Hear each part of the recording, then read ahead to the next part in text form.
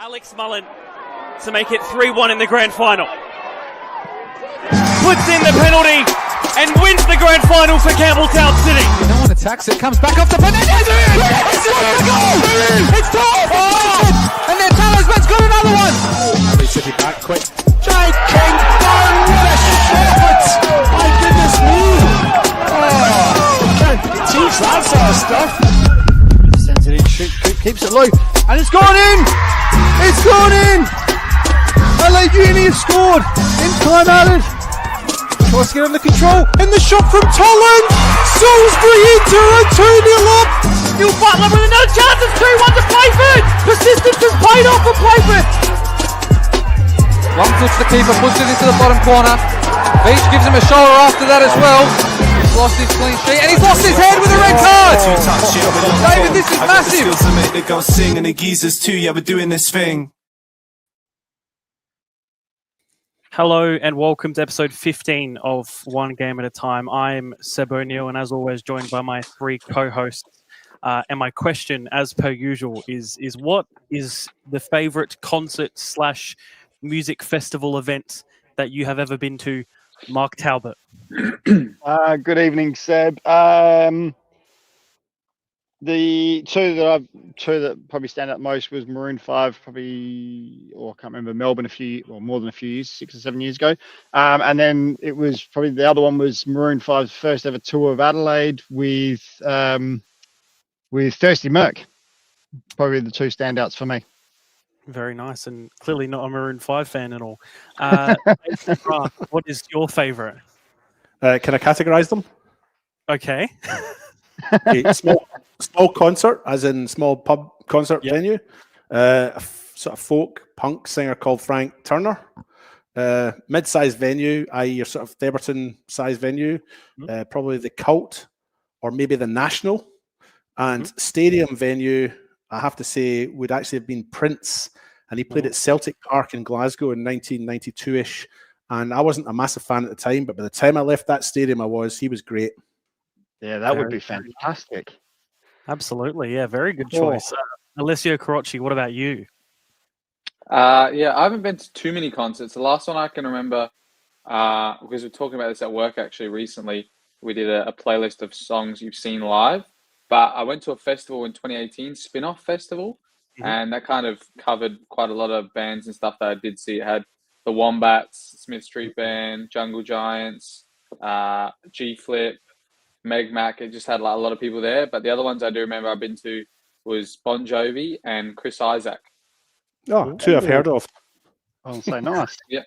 I think there were some wineries ones. I think we're looking up. He used to come to Tanunda quite a lot. So yeah. Stay on the green. Very, very good array. And you, Seb? I've never been to a concert or a music festival, so that's why I picked the question, because then I didn't have to answer anything. On to our picks. See, I'm good at evading things when I think about it. On to our picks. First of all, we had the cup draw for both the men and the women during the week. And I mean, it's phenomenal. Metro Stars versus Adelaide Comets on the 11th of June at Surface FM Stadium. And, you know, a little game between Croatia and FK Beograd the week after. I mean, for the men's, it's two extraordinarily good cup semi-finals. Mark, I guess going to you, what a treat these are both going to be. Yeah, they are. Not only, obviously, we'll talk about the Raiders one secondly, but the Metro Stars Comets game is going to, I reckon, fly under the radar a little bit. I think people will be more looking at the Raiders FK Beograd game, but the Metro Comets game, Metro absolutely destroyed Comets only a few weeks ago in the league, and I can guarantee Comets will be out for blood. They've got I think they're almost back to full tilt. They were missing a lot of players. So both of them, such an enticing game. And obviously we know what's on the line. And obviously then between FK Beograd and Croatia Raiders, the winner, obviously they're knocking out their biggest rival off the national level. So it's an exciting cup round. Absolutely. David, Alessio, anything to really add other than looking forward to it, really? I just wanted to say that. Oh, you go ahead, David. No, you. Please, Alessio. I was going to say it's interesting that Metro one because they're obviously playing these at the neutral venue of Service FM. It's a grass pitch where Comets have actually done quite well at their home pitch. Only recently against Playford away was a grass pitch, where Metro Stars actually haven't travelled too well on grass pitches themselves. So it's going to create a big game, that one, where it could even up the sides. And of course, them being the first ones on there, they probably get the pitch at the best condition, while following that, Raiders and Beergrad, who'll be playing in that week when the Cup semi-final plays as well, as they play on the Monday, the long weekend. But I think it's exciting for them, seeing that we're going to see definitely a new team in the Australia Cup preliminary rounds, with either one of those, Croatia or Beergrad, never been in there before, while Metro and Comets have. So that's the only thing from my end.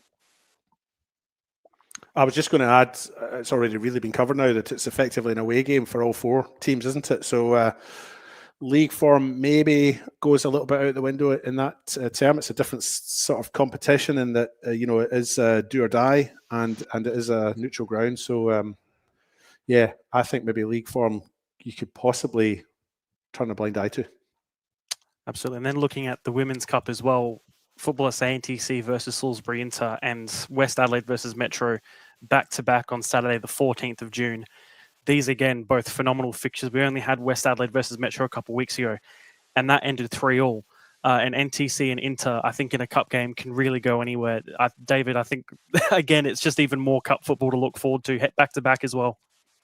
Yeah, absolutely. And as you mentioned there, Metro United and West Adelaide drew 3-3 in the league the other week. I mean, I think the match stats showed that West Adelaide were perhaps maybe better on paper than the scoreline would suggest at the end. A 3-3 draw was maybe a little flattering to Metro United. I think you commentated on it, actually, Seb. But again, it's a cup. It's the difference between this is if you lose, then you're out. You lose a league game, you can reset and recover, but you lose a cup game and you're out. So league form a little bit out the window, and I'm excited about this one as well, these two as well.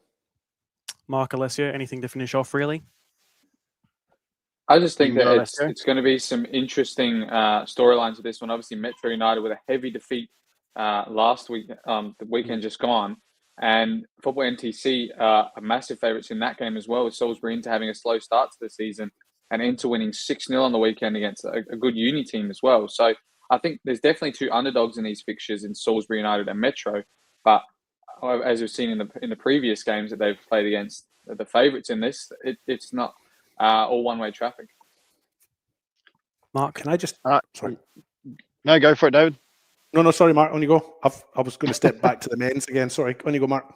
I was just going to say, as David alluded to, it's a cup round, so league form can go out the window. We've seen it happen. We've seen Salisbury Inter triumph in cups. We've seen West Adelaide lose in cup rounds and do or die games. So anything's possible with these games, and there's such both those ties as well. Really enticing fixtures in the fact that any of those teams could actually win. Yes, West Adelaide have been great form in the league, but again, it's a cup. Form goes out the window.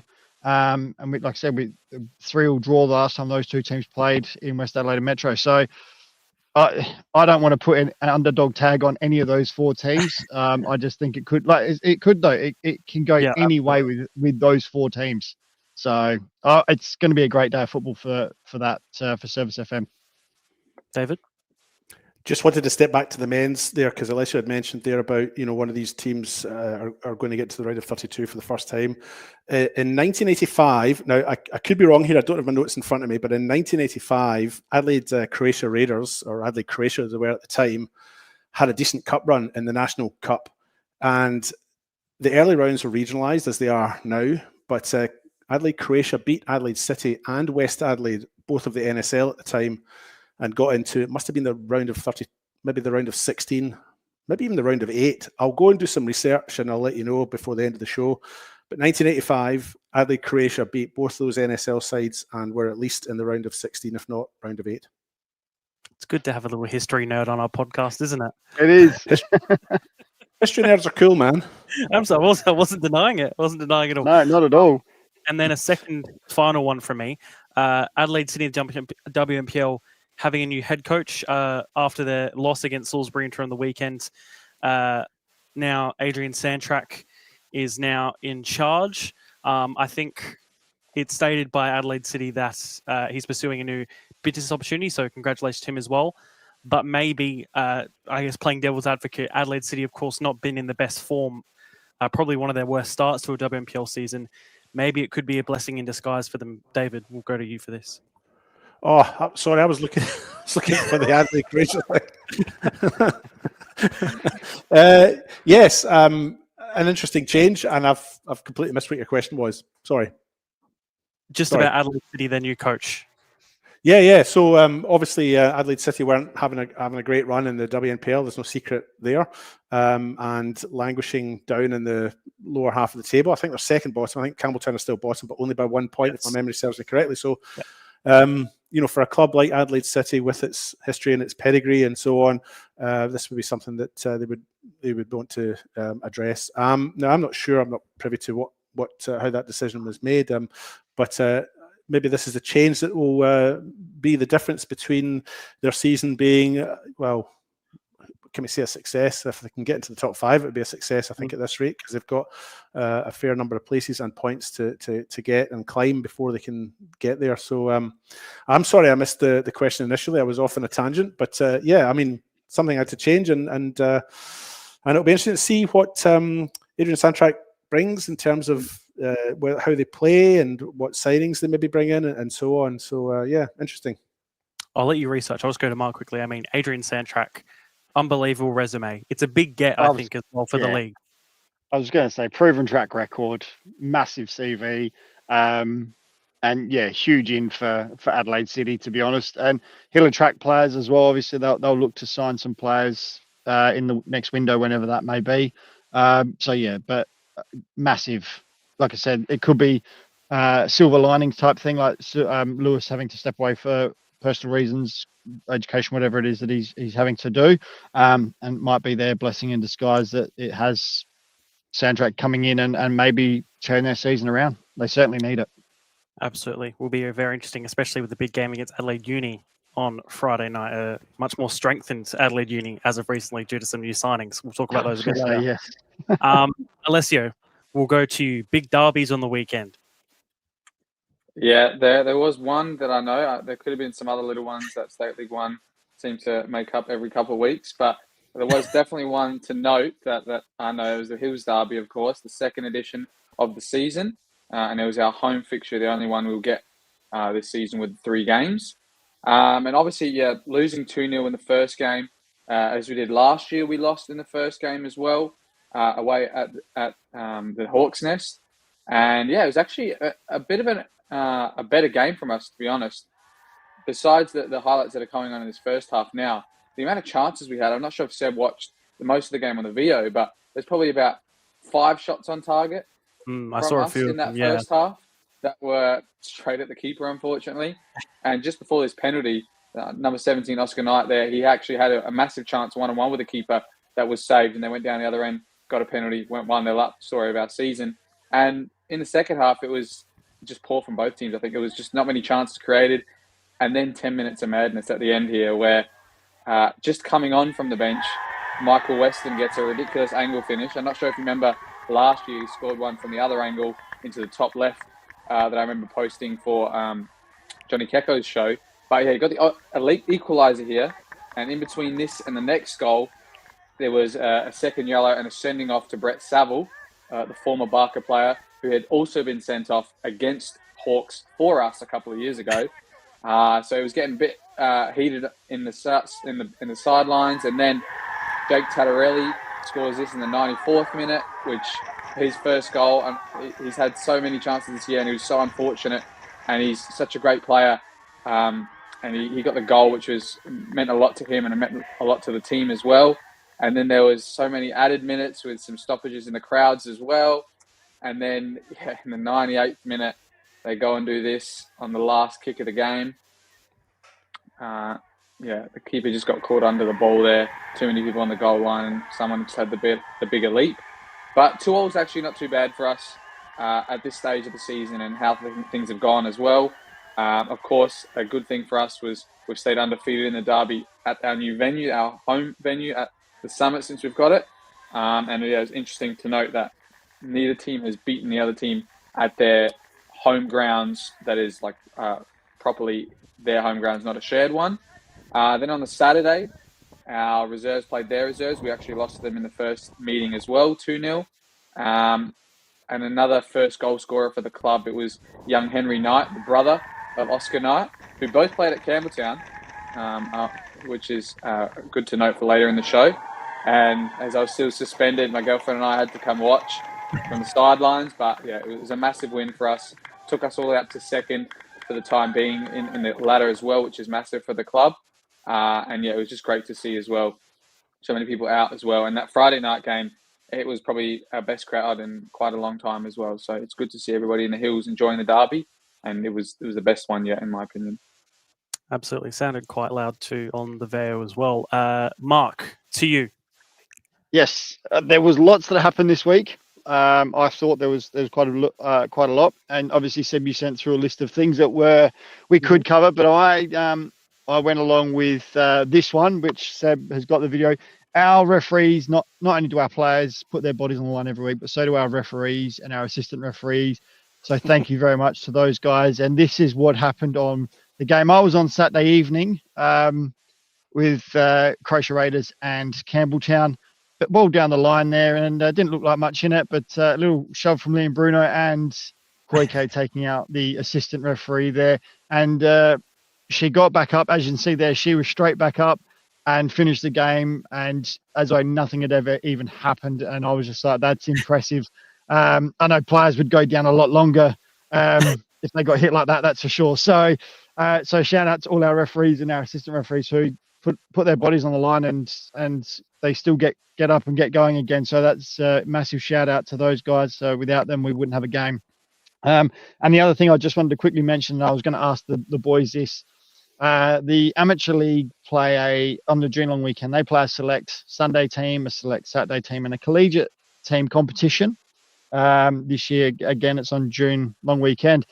At Mobry Jets ground, and I said to Seb earlier, I said, boys, is this something that the federation should look at doing? We've got the NPL select that play against the A League. Should we look at doing a State League 1 or State League 2 or a North and South State League 2 select side to be a curtain raiser to that game? So just putting it out there, just something that we could bring players together, like I said, we do for the NPL to play against the A League. Do we look at a competition like that? Or I know it'll be hard to do during the season, but something to finish the season off with. So no, absolutely. David? So you mean like a State League 1 select versus a State League 2 select? Yeah, or something like that. Like the amateur league, like I said, they do theirs. They do a select side from Sunday, select side from Saturday, and a collegiate select. And a friend of mine is coaching the collegiate select, so Georgiago is looking after those boys this year. So it'd be great. I just thought, you know what, is it something that we look into? I did once play in a Sasso game it wasn't a select game, it was the champions of one league on Saturday versus the champions of the league on the Sunday, but I didn't play that. But that select thing's been going for a while because it was played in my day. Yeah, they've been doing it a long time, and they've even got a state select amateur team as well. They've travelled into state and played WA and things like that in the past. So, well, that would be just sort of playing into state one. Yeah, be good. Absolutely. I've always thought the idea of having, I think they've done it recently in Victoria and Queensland, or maybe New South Wales and Queensland, where they've had that sort of the state select teams basically go play against each other. So best of the NPL in that state against, and I feel like the most logical thing is us against an NPL Victoria select side. I think that would be so good to see and just sort of test the level as well. I think any sort of those games are always good just for, I guess, the general gauge of the level of football in either state or around the country, really. Yeah, even like pre-season or off-season ones, like I think they do it in Victoria or New South Wales. It's a plate at the start of the year, like the Community Shield, where they have the winner of the cup versus the winner of the grand final or the league. I'd like to see that here. That would be great. Or even like they do for the European ones, where it's the winner of the Champions League has to play the winner of the Europa League. Now it's like I think it's the Europa League and Conference play first. They're winners, and then the Champions League plays the winner of that. Well, you could do that here. Now it's harder with two and about 4 leagues kind of thing. But if you had the NPL winner versus the winner of State League 1 versus the winners of them, but it's a bit harder now with the split. But otherwise, I thought, State League 1 winner plays State League 2 winner. the winner of that could play the NPL in a Super Cup. But it's an off-season thing to talk about. I think definitely in Australia, more football is definitely not a problem we have here compared over to Europe. More games, I think, is a better thing. David, we'll finish off with you. Okay, so just 2 comments as well. Mark, your assistant, when she got back up to her feet, she just checked the watch. That's all she did. Check the watch and got on with it. I don't know if you noticed that, but I thought that was quite good. And just to go back to the earlier point, in 1985, the NSL Cup was a knockout competition of 32 teams. 8 teams from various state leagues were invited, and Adelaide Croatia and West Hornsby-Culla were both entered in it. Adelaide Croatia beat Adelaide City 1-0 in the first round. They then beat West Adelaide also 1-0 in the second round, which took them into the quarterfinals, where they hosted Sunshine George Cross, and they lost that game, but they did take their opponents to extra time. So that was the 1985 Cup run by Adelaide Croatia. Raiders took them right into the quarterfinals. My picks. Again, I just wanted to quickly mention the hospitality that we have when we go to some of these grounds. I had some weekend I've never been so well looked after, and well, probably since before I got married, to be honest. I was at Campbelltown on Friday night for their WNPL game with West Adelaide, and after the game, invited down to the back pitch there where they were doing homemade pizzas. They made the pizzas all on site, and the spread was out for us all, and so they looked after us terrifically well. And then on Saturday afternoon, I was at Playford and Adelaide Comets in the NPL, and Albie and John there looked after me tremendously well, took my order before the game started, and even had a waitress, no less, bring the food to me at half time. So it's just hugely appreciated. And then Saturday night, immediately after the Playford game, I was at Metro Stars, and again, Pasta there. So I know they're not the only 3 clubs that do that, but it was just awesome. They just looked after us so well. So just wanted to raise that. And volunteer week as well. So it's all volunteers that are feeding. I'm assuming that the volunteers are feeding me. So no, massive appreciation for that. And just finally, when I was at the Campbelltown West Adelaide game and I was having my pizza, I kid you not, I had cheese down my chin, I had tomato sauce at the corner of my mouth, and I had capsicum in my shirt, and I had my table was just covered in crumbs and all sorts. It was just a complete mess. I can't eat pizza cleanly at all. But Costa Jaric can, because I tell you what, he was sitting opposite me, dressed impeccably well with this turtleneck top on and a jacket, and he was eating the pizza and not a crumb spilt. I don't know how he did it. Impeccable. So there's a lot to admire about Costa, and up until this point, for me, it was all in the football part. But now it's his ability to be able to conduct himself, eating pizza from the hand at the clubhouse. It was just superb. The man is a legend. It was like watching James Bond. Good to know about his pizza eating. Didn't not a drop. No, good to hear though. Good to hear you enjoyed it. No, very, very, very, very good weekend. Yeah, I was with you for a few of those, and yes, very, very good to have, I think, as well. Oh, there's a knock at the door. I can't believe it. I never expect this every single week at all. No, it was a lot louder and clearer than it has been in recent weeks. I'll go and see who it is. Hang on. Yeah. Oh, who do we think it is, guys? Oh, I don't Special know. guest. I don't know. I know. I don't know. I haven't got a picture, so. Yeah. Well, David, Guess who it is? who is it? Well, he's an NPL coach, he's a Socceroo, and he's a broadcaster. It's Daniel Mullen. Thanks, guys. I was cold out there. Bigger than that. Thank you, Daniel, for joining us. A pleasure to have you. Probably one of our most experienced guests, I would have to say, in terms of playing career and career in general. I guess to start off with, as I do with all, I guess, take us through your playing career and I guess your now coaching career, basically from a junior to now, pretty much. Ooh, if you can. Okay. All right. Where do I start? Well, I was very fortunate. I grew up with a brother who was very similar age to me, 15 months apart. I was the oldest, and I had my 2 cousins, Maddie and Alex, who were also very close. So, we were probably 4 years old. It's all we did. We just kicked the ball out in the backyard.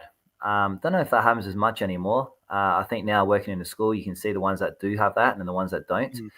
But we certainly played literally every single day. Mowbray Vista was my first club, so I started at Mowbray Vista literally in their development squad with Stan. Can't remember his last. Oh, it's Polymerides. Stan. Anyway, whoever Stan. was at Mowbray. Yeah, Stan it the was man. Stan. Stan was brilliant. He was at Mowbray Vista, then he went to Parry Hills for a little bit as well. He was my first ever coach. The year after that, I had Howard Sinowski, so Alex Sinowski's dad. Many of you would know Alex Sinowski. And yeah, started off at Mowbray Vista. Loved the game. My first team was, we had Ryan McGowan in there. We had Matty Mullen. We had some very good players that went on to Alex Sinowski that went on to play at a decent level.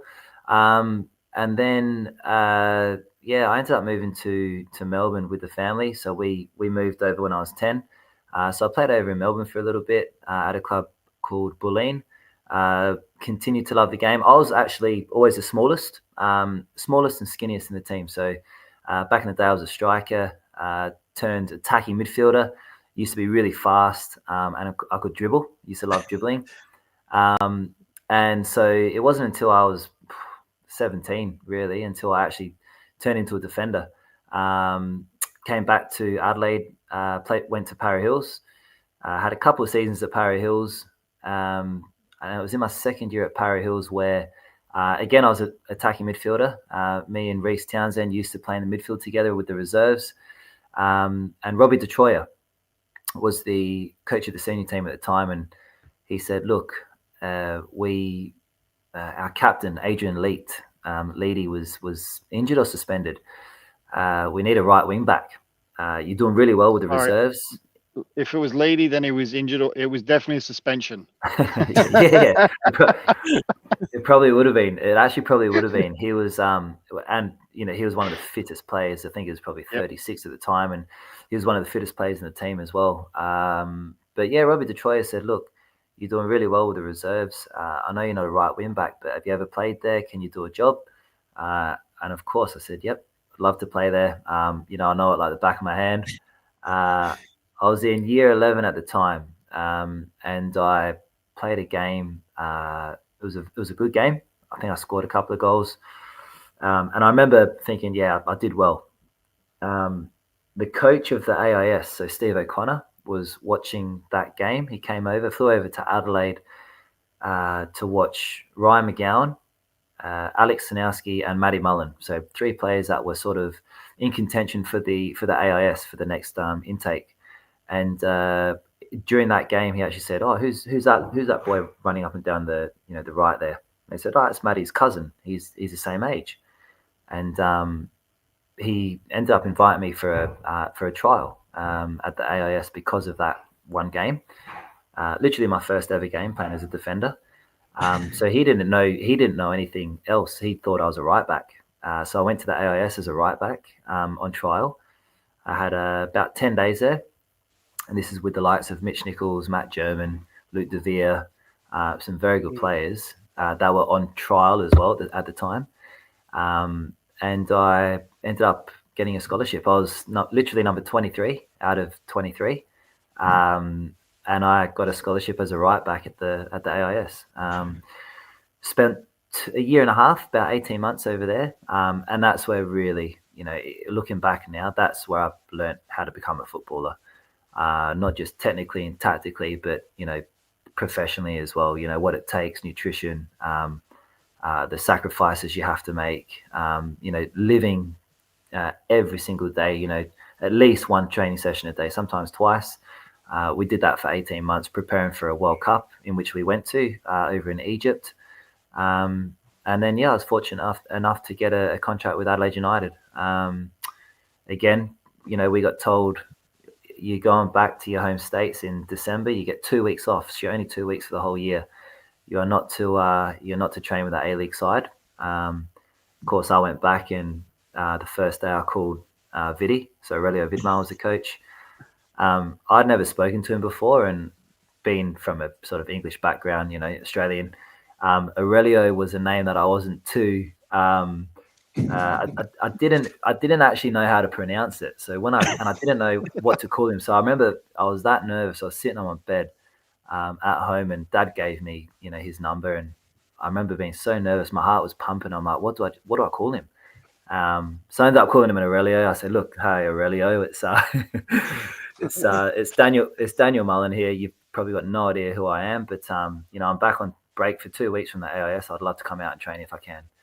And he said, are you allowed to? And I said, yeah, 100%, no problem. So I went out and I trained for 2 weeks, trained over Christmas. Christmas Day had training, and after 2 weeks, I got offered a contract. So my first professional contract. It was a 12-month deal.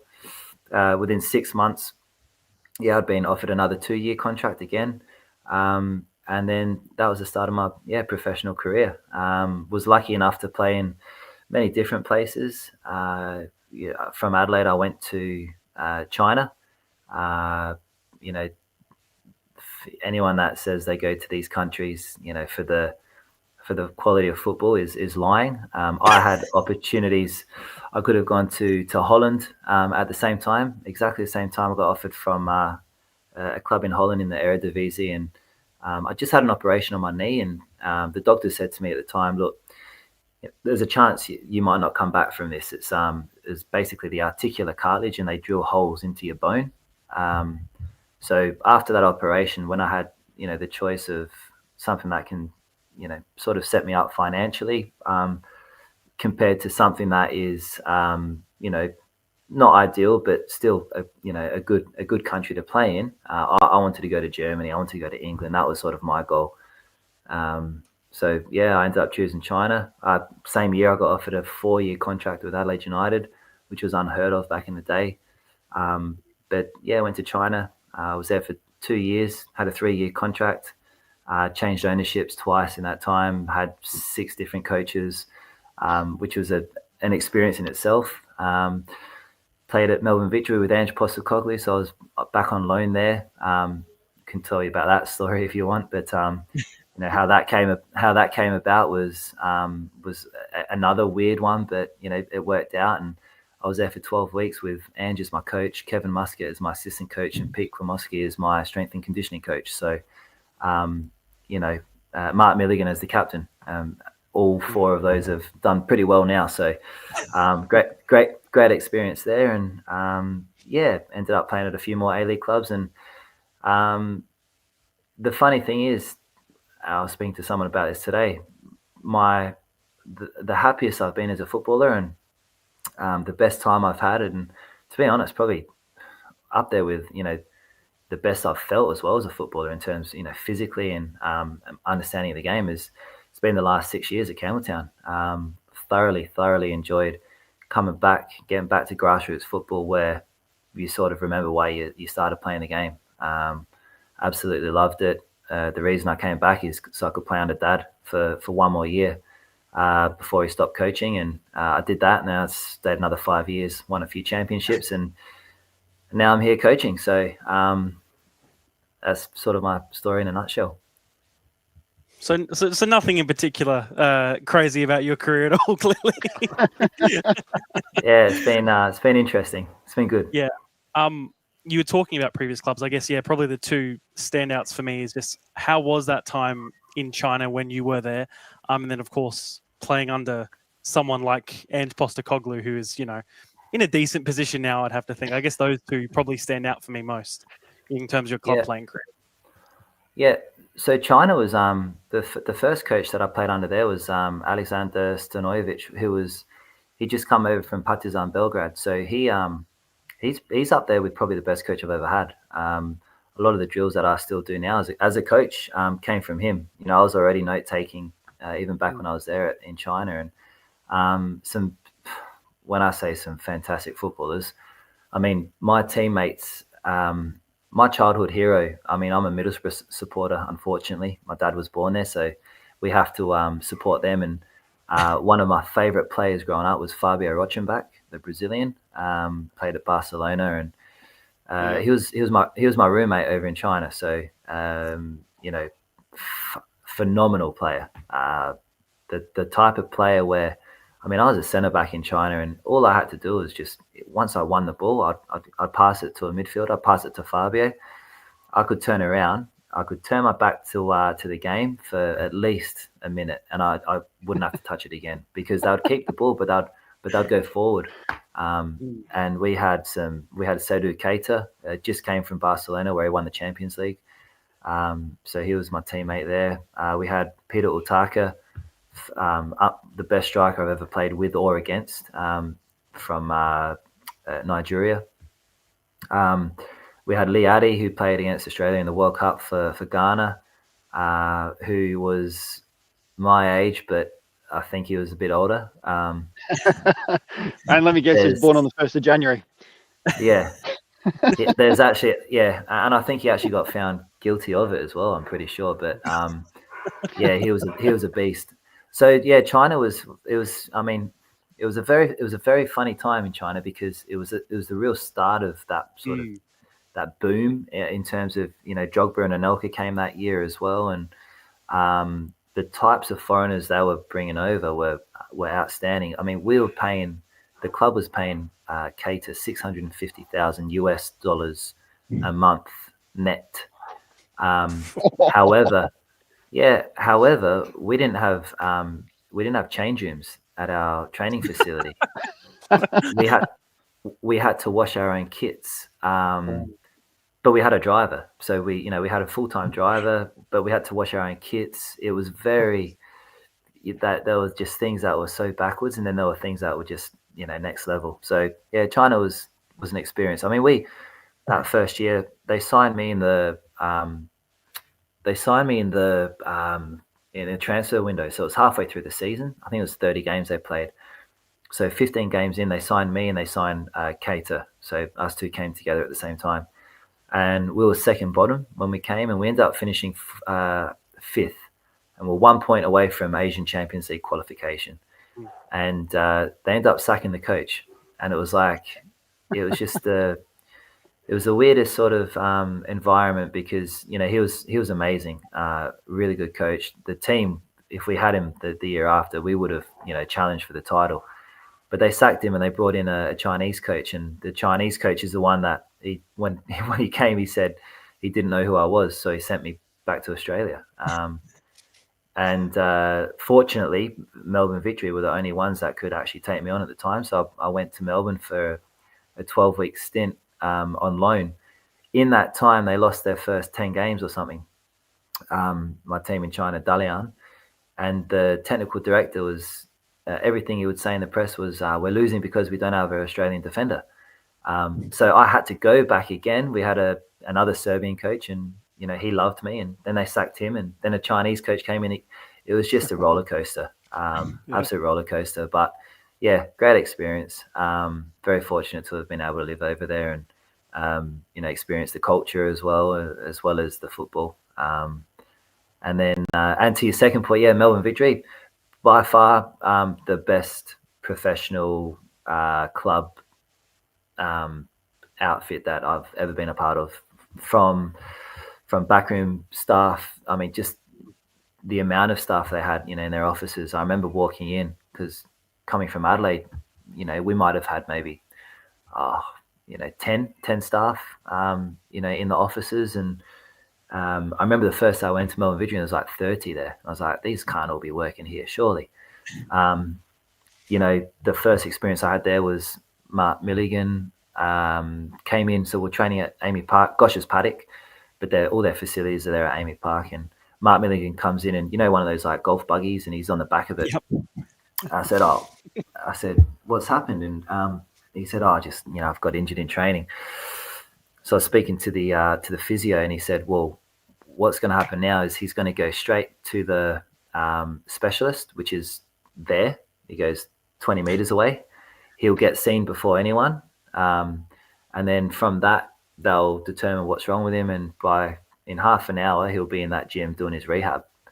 And when I went out to meet, the team and the coaches and all that, I came back in, and there he was in the gym doing his rehab. And I said, what happened? He goes, I had an MRI, and they couldn't tell what it was from the MRI. So I went to the next place, and I saw that specialist, and I had a bone scan, and then that specialist saw me, and he gave me the results, and this is what I have. And now I've just seen the physio who's written up a brand new program for me, and then half an hour after that, he's in the pool recovery and the ice baths, and the whole facility, the whole infrastructure, it was unbelievable. And the players that we had there as well, we should have done more. We got knocked out in the semi-final to Central Coast, but we should have done more.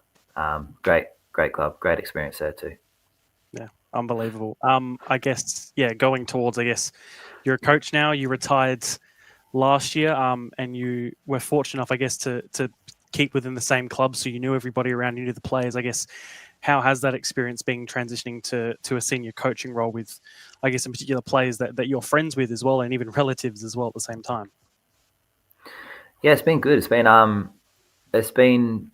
not as tough as I thought it would be. I think I'd always, the past couple of years, I mean, I got my A license almost 2 years ago now, and probably for the last 4 or 5 years, I'd always known that I was going to transition into coaching, and that coaching Campbelltown was a real possibility, in the future. So I did sort of start to, have different relationships, I suppose, with the players, and it's always been a professional one anyway. They're all great people, who have been some really good friends as well, but they're all professionals. The difference between, Adelaide United and Campbelltown is very, very small. Even if you're looking at the training, you're only really doing one extra training session during the week. That's the difference between professional and non-professional, semi-professional. In terms of quality of players, there is a difference, 100%, but it's a small difference. So most of our boys, they're professionals. They want to be professionals, or they have been professionals. So the transition's been good. I've had the full support of the club. The club, like I said, if I didn't love the club, I wouldn't have been there for 7 years. The values that they have there, the way that they treat people, is second to none. So they've made it easier for me. We've had a big year in terms of transitioning. We lost a lot of experienced players last year, and that's been something that we've had to, refine, find where we're at now as a club, as a playing group. And there was a few sort of speed bumps at the start of the season, but I think we're starting to come good now. And some of the boys that probably haven't been leaders in the past have had to step up, and they're starting to do that. And we're also finding now we've got some extraordinary young players that are really stepping up and doing well. So it's been good. Yeah, absolutely. I think that sort of leads on to my next question. I guess, looking at your season so far, I guess, what is your reflection on both the team and also yourself developing as a coach? How have you seen, I guess, the progress and where you're at right now? Yeah, I think the first all through pre-season, and then the first couple of games of the season, it was pretty clear that we didn't have that sort of defensive cohesion, and I suppose that communication, organisation from the back, and normally there's one player sort of in the back line, sometimes two, that demand that from the players in front of them. And probably the past 6-7 years, it's been players like your Ian Fifes, your Matty Mullins, your Sean Harveys, your Jake Hallidays, and obviously myself last couple of years as well. Now you take two of those sort of players, Jakey and myself, out from last year. That's 50% of the back line, not just as individual players, but then what they also bring to the rest of the team. Players ahead of them.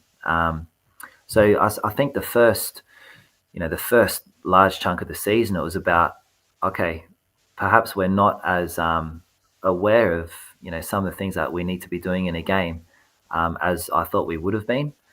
So we have to go back to basics, and we've we've been working really hard defensively, not just back four, but defensively as a unit. And yeah, like I said before, we've had to see now where some boys are at, that haven't been given the opportunity in the past, because we've had older, experienced players that no matter what they do, they're never going to lose their spot. And I think this is the first time now where you'll probably be able to see from even selections, no individual has a starting spot. In our team, it's based off of performances. Doesn't matter how old you are or experienced. And we saw last week against Beograd, we had 7 players unavailable through suspensions and injuries, and many of them would have been what you would say are starting players, especially at the start of the season. And I thought last week were exceptional. For most of the game, I thought we were exceptional. I thought we controlled it really well. And that's the beauty about bringing up some of these some of the young boys. When they get given an opportunity, you get to see what they're made of. Yeah, absolutely. Final one from me before I guess we move on to the rest of the guys. I guess from this weekend will be at the exact halfway point of the regular season. I guess are there any changes you're looking at deploying for the rest of the season? Is there anybody coming in, not naming in particular, but do you have players in mind to come into the squad, new signings, anything like that sort of in the pipeline? For them to come in, they'd have to make a real difference. It wouldn't. I mean, we've got a very strong squad, like I've said. We've got a lot of depth as well. We've got a lot of really good young players as well. So for someone to come in, they'd have to be exceptional. They'd have to be offering something that we don't have at the moment. So of course, we're talking to players. Whether that eventuates with a signing, we'll see. Perfect. Rest of them. Mark, David, Alessio, who wants to go first? I can go first. Yeah. I took some notes while you were talking, actually. My first question is based off of the AIS. You said that you went home for 2 weeks. You weren't even supposed to train. What did the AIS say when you came back to the AIS and went, I've got a contract with AU? What was the feeling like with the AIS there? You know what? Steve O'Connor was a coach. Steve O'Connor's, again, one of the best coaches I've ever had. And being a school teacher now and seeing the way that some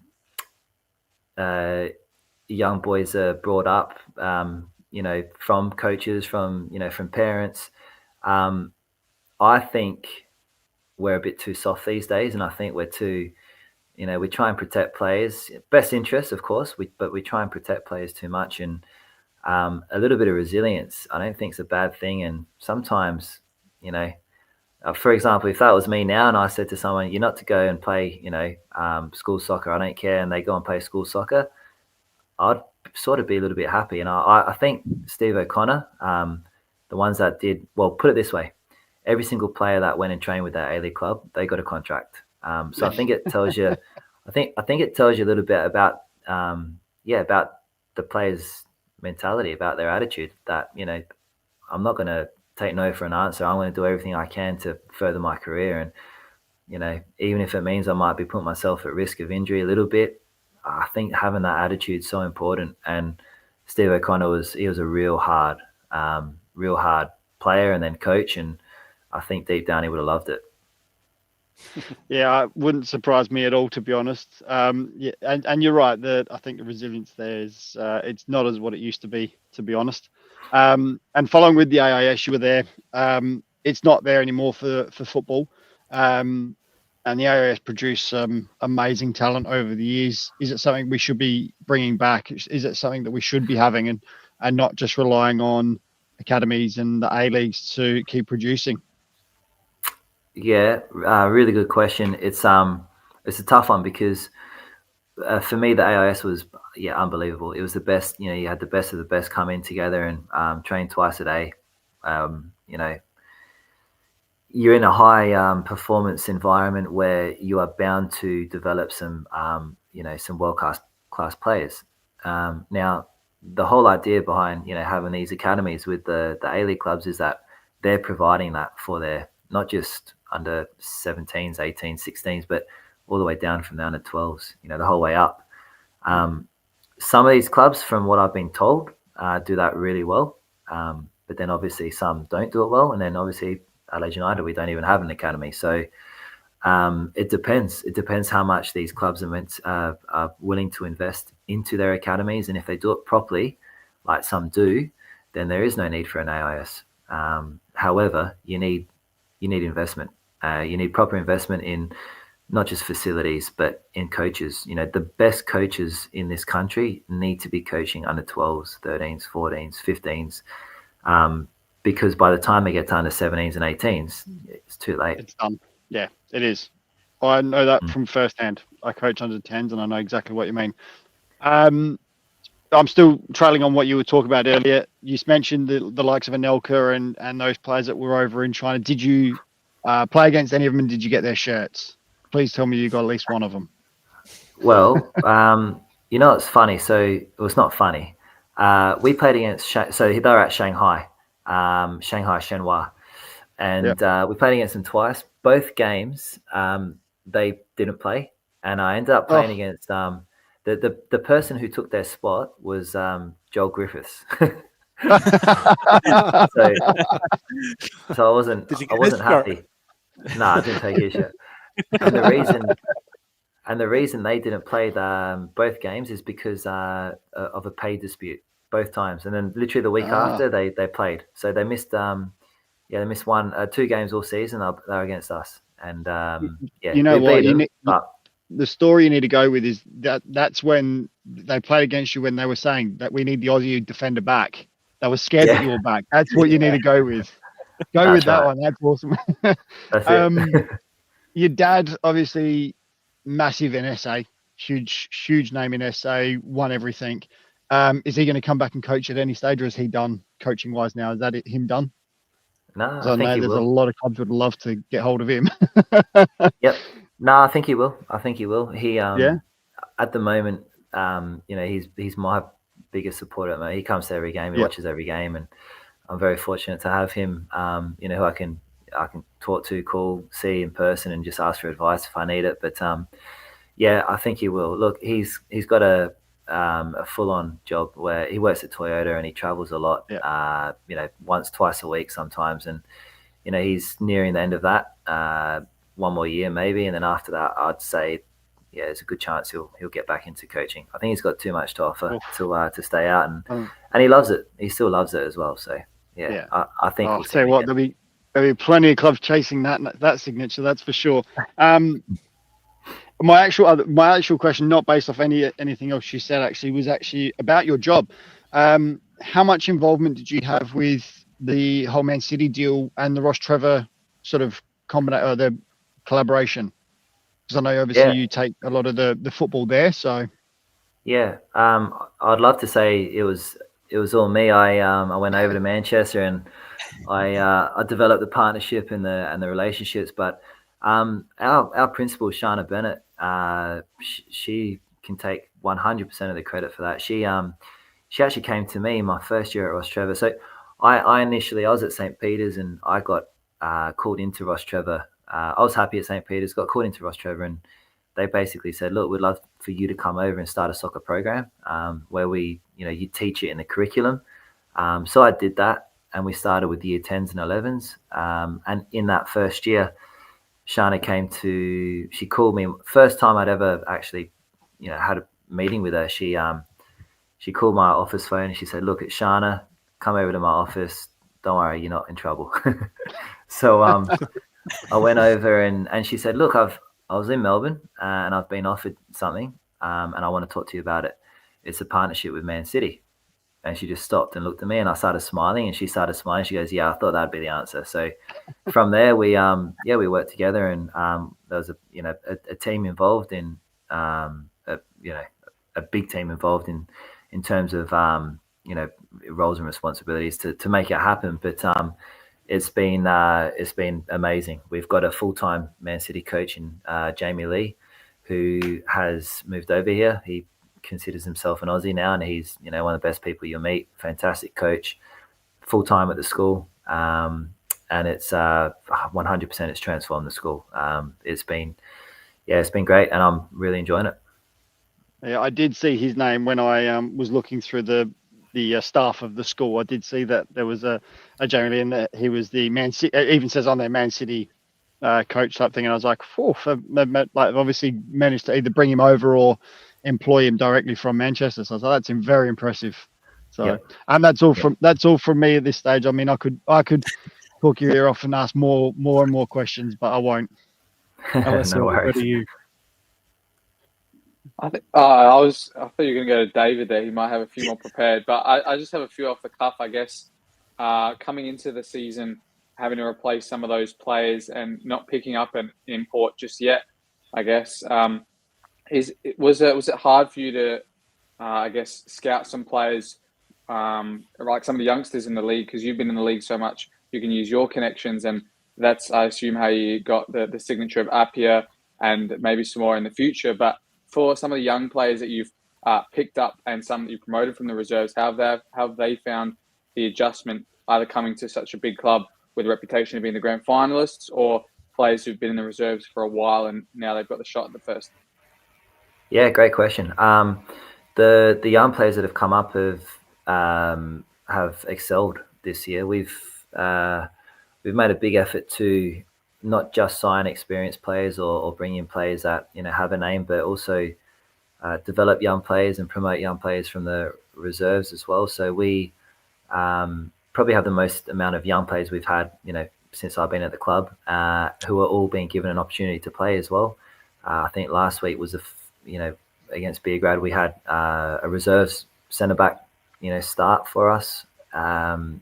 Alex Desiato, who was, I thought, excellent, played really well.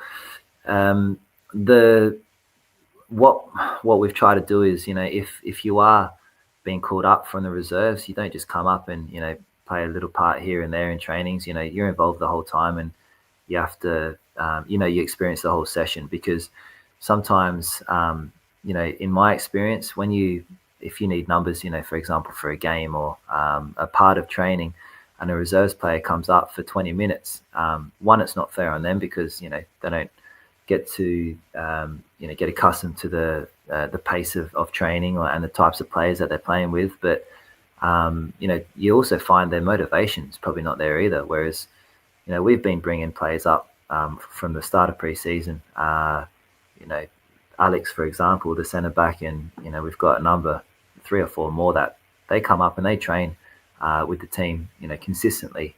The level is obviously, it's a very high level in terms of what we sort of bring on match day. Is obviously it's a decent level, but trainings are, for me, probably harder than the games. We train at a really high intensity, and the young players have embraced that. I think some of the ones that have come in and not experienced anything at the club before, they just think that's normal, which is great for them, because no matter where they go now, they're they'll be used to training at this really high intensity, and they'll find it a little bit easier going to to other places. And it's a very professional environment. That the types of players they're playing with, we've got some exceptional players. We've got players that have won things. We've got players that have played at professional level as well. So they're able to learn, and I think it's just it's a good environment to be a part of if you are one of those young players who you're trying to learn and you're trying to make something out of your career. Yeah, I think what else would I didn't have any really prepared, but I've heard some stories about from Michael Moroney about China as well, and I wonder if there was any interesting stories. You talked about so many coaches coming in. I think you remember he told me about a coach that he started off with no qualifications as the kit man, then the assistant coach, then he went all the way to being the coach by the end. And yeah, a lot of it was all over the place. But I just wondered if you had any other stories about China, because actually a good friend of mine is from Dalian, and he told me some things about the club as well, and how there was just quite a lot of clubs in the area. They tried to start up again under a different name, and they didn't really have a real backing of the fans in the end. And there's just a lot of clubs that just went defunct there after some of the rules were in place after with their spending. But any other stories about China I was interested in. One of the interesting things that you probably wouldn't think about is the amount of different nationalities that you have in the team. So that first year I was there, we had a Serbian coach. Now we had a 3 full-time translators. So Serbian coach would talk, team talk, and he'll be talking. He'd have his whiteboard or video, analysis or whatever, and he'll be saying, something in Serbian, and he'll say 10 seconds worth of, instructions. Then he would stop. Then the translator would translate from Serbian to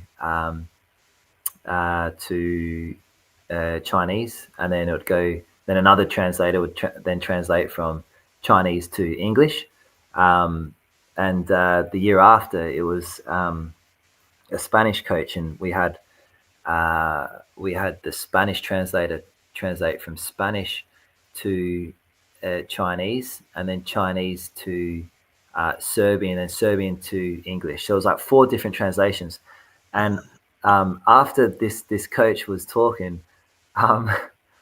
the guy behind me, so Fabio Rochenbach, who's Portuguese but he's played in Spain and can speak Spanish, he just started laughing. And I turned around and go, "What are you laughing at?" He goes, "He did not say what he just said he said." He goes, that is literally Chinese whispers right there. He goes, "That is completely like the opposite of what he's just said to us." So who knows what information we'll get in half the time. And was there any like weird rules and stuff? I remember Michael talking to me about people getting sacked over. I think you're not allowed to be out after 10 after a game, or some stuff like that, where they really took it super serious. Or the fines were extortionate amounts, especially for some of the players who were not major internationals like the ones you were talking about. But was there any like rules or fines that were outrageous that you saw? Nah, there was nothing crazy like that. I mean, everything was different. I remember rocking up to the airport wearing skins, and everyone was asking me what they were, and I was like, "Skins, they're for recovery." They're like, "Never heard of them." So it's just but then they're all wearing their diamond hats and all their bling, and I'm like, "You're allowed to wear that to the airport?" I'm like, "Yeah, why not?" It's just a different world. If we were late, our driver would. China's 5 lanes, both ways, and the traffic is crazy. And if we were ever late to the airport or to training or whatever, he would steer into the oncoming traffic and he'd just hold his horn down, and he'd do it. He'd do that for about 2 minutes straight, and then he'd just pull back into the right side of the road. And we used to just be like holding each other in the back seat, like, "What is this guy doing?" And we used to say, like, do people get angry when you do that? Because no one seems to like care. He goes, no, they know that I'm in a rush.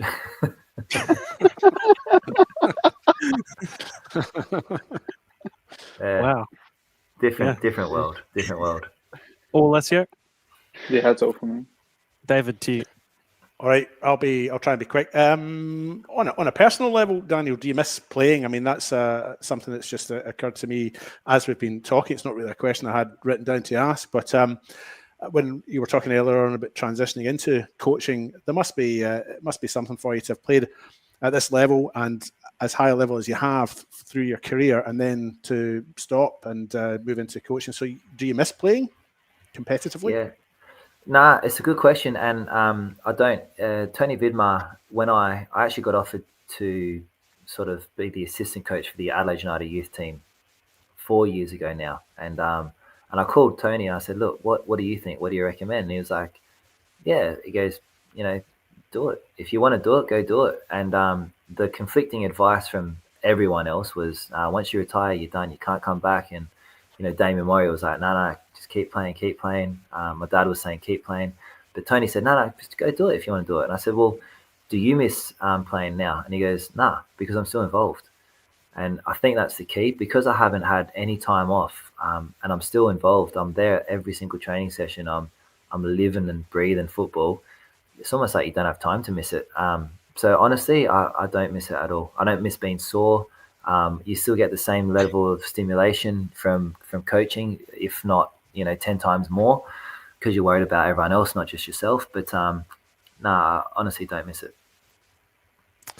And I've noticed you at A-League games trying to emulate the four of us in this little group here by getting into some broadcasting. I was wondering how you enjoyed that. How did you get into that? And is it something you enjoy or see a future in as well, broadcasting and so on?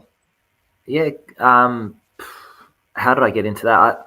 I got I had a missed call one day, and it was from the producer in Sydney, and he left a message, and I'm terrible with my phone, so I didn't get it till the next morning, and then I've realised I had a voicemail, and I listened to it, and he was saying, oh, it's Rob from Channel 10, just wondering if you want to call the A-League game next week or be on the panel for the A-League game next week.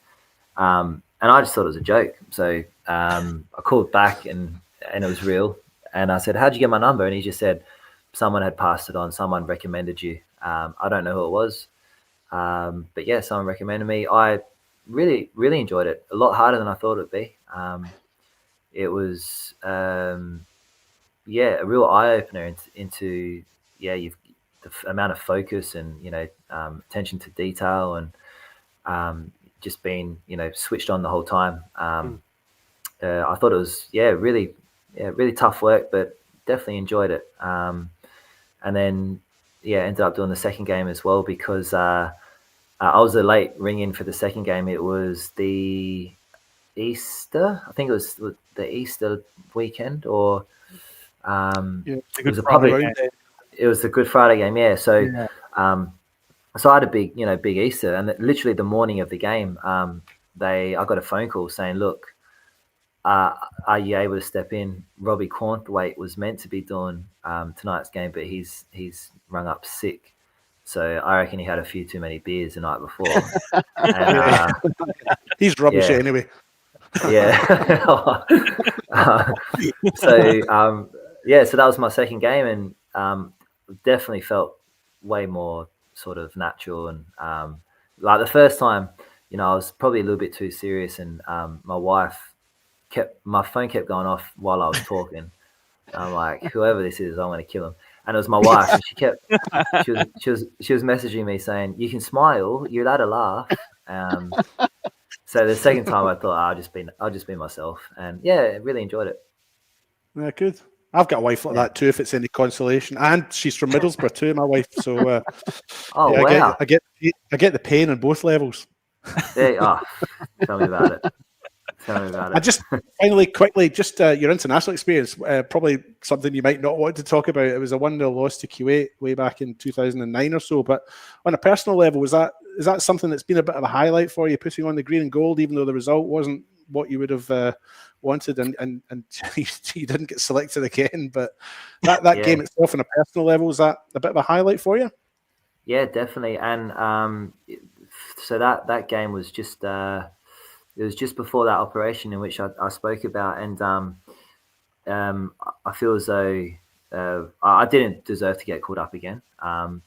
However, that before that game, that was my first full season playing in the A-League, and I had a good season. I played well. We obviously got to the grand final with against Melbourne Victory, where we lost 1-0. Very unfortunate in that game to be a man down within 10 minutes for what now I don't think would be a red card with VAR. I don't think it wasn't an elbow. It was just a header, trailing arm. But because he had blood, it was a straight red. So after that, I best footballing moment of my career for sure. The whole number situation was a bit ridiculous. They had someone was rating 111 or something, weren't they? I was 107, so I was the only one that started the game with a triple figure. Wow. But everyone on the bench basically had one. And what they did, what I got told was 12 months prior, for there was an Asian Cup qualifier, they had to submit their sort of proposed squad, who they thought would be in their squad. And they gave them all numbers. And then after that, they gave them, 30 or 40 players. Now, that was my first year playing A-League, so I wasn't in the 40. So then after that, apparently they just went and gave everyone numbers that could potentially have been in, and it went all the way up into the hundreds. So yeah, I was the only one that started. I'm pretty sure with a triple figure, but still, it was definitely the proudest moment of my footballing career. And like I said, after that, I had that knee injury. I went to China, which didn't do me any favors, and definitely didn't deserve to be called up again. But the one cap was enough for me. Don't be so hard on yourself. I've never played for Australia either, so well, None of us. Yeah. So that's Are you eligible even? Are you even eligible technically? yeah, I've got an Australian mother. I qualify through right. parentage. I've got Australian mother, so there you go. Yeah, and I think from memory that match you're talking about, I reckon Fabian Barbiero was in the squad, and I think he was wearing 111. I don't think he got in the park, but I think he was wearing 111. Yeah, so Fabian Barbiero, Robbie Cornthwaite, and I reckon Mitch Nichols as well. I reckon was in that squad, and they were all in those triple figures. Yeah. Cool. Crazy. David, did you have anything for us? I've got a little quiz, fellas. How good's that? Oh. Which means Which means it's time for David Grant Quiz Production. never gets old. Yeah. I love it. It's great. All right. So Mr. Mullen has been kind enough to help me out with a few questions for the panel. It's true or false this weekend. I'm going to give you a number of statements, and the panel has to tell me if the statement is true or false. Okay. Are you ready, panel? I guess the way this works is that if you get it correct, you get a point. If you get it wrong, then Mr. Mullen gets a point. All right, and you can ask Mr. Mullen questions after I've read out the statement. So you're ready for statement number one, panel? Yes. Yep. Okay. Whilst I was at school, I learnt the piano and I performed a duet with my cousin, Matthew Mullen. What was he doing in the duet? Singing. Playing the piano. Wait, so were you both playing the piano? Yeah, it was a duet. We were both playing the piano. I find go it like that for believable. Does he have piano fingers? He has piano fingers. Oh, yeah, he's got piano fingers. Yeah. Yeah. I would say true. I reckon true. Yeah, I reckon that might be true as well. Alessio? Yeah, I'll go with the opinion of true. Yeah. All right, David. Okay, Mr. Mullen, while you were at school, you learnt the piano and performed a duet with your cousin, Matthew Mullen. Is that true? That's true. That's true. Hey, 1 point for the panel. fingers. Got it on camera as well. Oh, Oh, right. Okay, we'll get a copy of that later. Now, Shouldn't have said that. Dan, you can be coy with the truth here in this game. You are allowed to sort of try and mislead them a little bit. Yeah, Anyway, your trying. state. Oh, that was good. Yeah, that's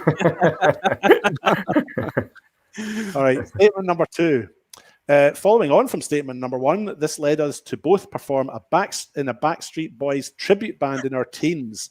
This culminated in a show at the Festival Theatre in 2004 when I was 15. well, I don't think the Backstreet Boys play instruments. No. No, they don't. So why would you do a Backstreet Boys performance after playing just the piano? No, we were doing the piano bit. We Oh, weren't so you singing. I can't sing to save my life. So you just play Backstreet Boys songs on the piano. That's right, yeah. So no, there was a whole band. So me and okay. Maddie were part of we did the keyboard. It wasn't the piano, but yeah, we did the Okay. keyboard. Yeah, there was drums, guitar, and then there was actually two singers. That is what a band sounds like. I'm gonna say false. I'm gonna say I false feel too. like false. Yeah, we're gonna go false, David. Ah, Mr. Mullen, did this lead to you both performing in a Backstreet Boys tribute band in your teens? it did not. Yeah. I was just trying to work out years because when you said 2004, how old? What did you say, David? Age was it 15? Yeah, that's Yeah. right. Yeah. See, the Backstreet Boys were late 90s, so you would have been like 9, 10 when they were out. So I was like, oh, I like that you know that.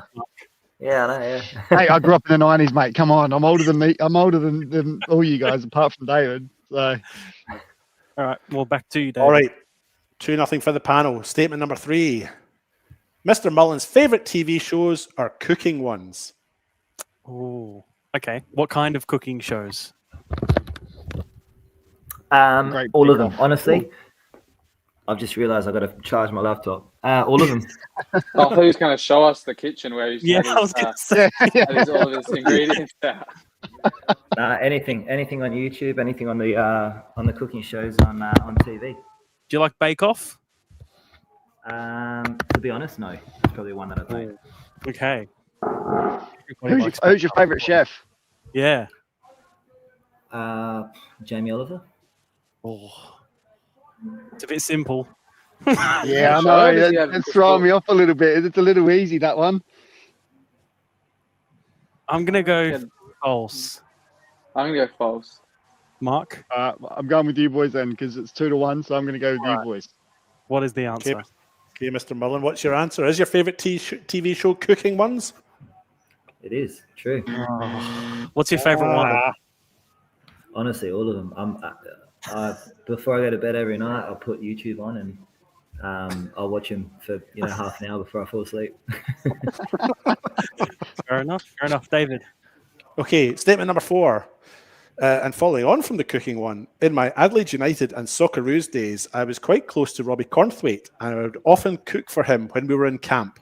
His particular favourite was something called shiokara. So I'm Is going Dave to go. Scottish thing? I don't know. Say again, sorry. Was that a Scottish? Is that does David know what that dish is? What origin is that? Nah, it's African. okay. It's like a spice blend. Yeah. With the Socceroos, you would have I think you Moroccan. had a chef at that time? Yeah. No, we didn't. Okay. We had a chef. We have had chefs before with Adelaide United, but not with the Socceroos that time. Okay. So were you like designated chef or just for Robbie? It was a special bond you had. Special bond. I believe it. It was just him. I would go true. I was going to say false because I mean, if it's some like 2 young guys, I think that 2-minute noodles would be the most that it. Yeah, not a Socceroos camp, though. Surely you wouldn't be eating 2 noodles at the Socceroos camp, surely.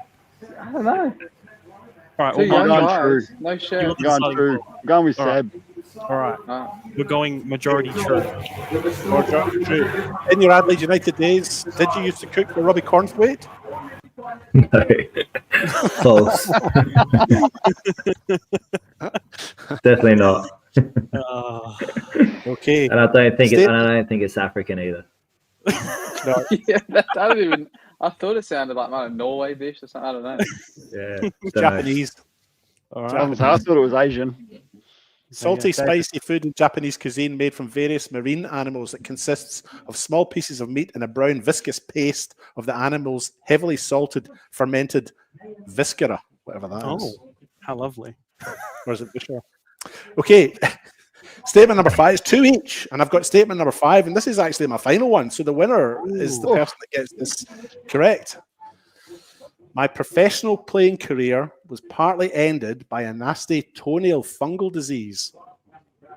Oh. Which toe? All of them. All 10. All of them. Okay. Is it a pain now No. to walk? No, so it's gone now. Right. Maybe it's because the boots have changed from football ones to RM ones, but I'm going to go false. I'd go false. I'll go false. I would have believed it if he said maybe just one toe, but not, Yeah. not the whole 10. Well, What's the answer? Is well, it false? I mean, it technically yes, it's false. Technically, Okay, so we win. but it sort of did because I ended up getting. So I did have a problem with my toes and saw a doctor, and he said, "Look, the only solution is if you take this medication, oral medication. One of the side effects is it can cause some real stomach problems." And I said, "What would you do?" And he goes, "Take the medication." So I did, and it was 3 months worth. And after 2 months, I got appendicitis, and it was within I had another knee operation that year at Wellington. Just came back and I was going to play the last 5 games, and then I got appendicitis and it ruled me out for the rest of the season. And that's when I made my decision to finish playing professionally and come back to Adelaide. So technically false, but could be true. Take a point from us, or do you want to win? Is the question. Or is it a half? Dave, what do you reckon? Draw? I think Dave. I think it's a point each, and therefore it ends up in a 3-all draw. I knew you were going to do that. And then David's going to have a surprising plot twist with one more question that's worth 44 points. Well, actually, now that you've mentioned it, Mark, I do have one last question. And this is the decider. It's worth 44 points. It's something I've just made up now, so Daniel's not prepared for this. But for the panel, and I don't know, Daniel might not even know the answer to this question himself. Did Daniel make his debut for the Socceroos, his appearance for the Socceroos, before or after Bruce Jitty? What a question that is. I'm going to go before. I would say before. Because I think I remember when Don't give Jite too much and away. Greg... Don't give too much away. You might not know. What do you think, Daniel? I think after. Okay. All right. I think after. All right. You lock that in. Alessio, what's your reasoning? I think I remember the last time the Socceroos came to Adelaide and played with Tajikistan or something. I thought that's when they presented Jite and Goodwin and those type of guys with their caps. And I thought that was like 2011, 12 kind of years. That'll be after then. Maybe. Yeah, so Daniel made his before. Isn't that the question? No, it's... Wait, what's the wording? It's just before or after. It's not true or false. Did Daniel make his debut for the Socceroos before or after Bruce Jitty? Yeah, I think before. Yeah, okay, I think before. Mark? I'm going to go. I've got to go with you two. Yeah. Because it's a 3-1 vote. But I actually think it's after. I think I'm with Daniel. But like I said, I'm with you boys because obviously that's how it rolls. So all right. One each. David, what is the answer? The answer is that Daniel made his debut for the Socceroos after Bruce Jitty. Bruce Jitty's debut was in 2008 and Daniel Mullins was in 2009. Wow. Daniel Mullen being Socceroo cap number 529. Daniel Mullen wins tonight. There we go. Thank you very much. that was a good one. Wow.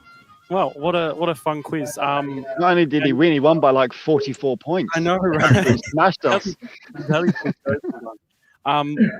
Daniel, thank you so much for joining us. It has been a pleasure to hear your stories and sort of just your journey in general. Thoroughly enjoyable. It's been awesome. Yeah. No problem at all. No. Thank you very much for having me. It's been a pleasure. No problem. Before you leave, can we get a prediction from you for your game this weekend? Yes. Don't make him predict his own game. Well, Yeah. Game. He All right. do his Yeah. own. All right. Let's go 3-1 Campbelltown.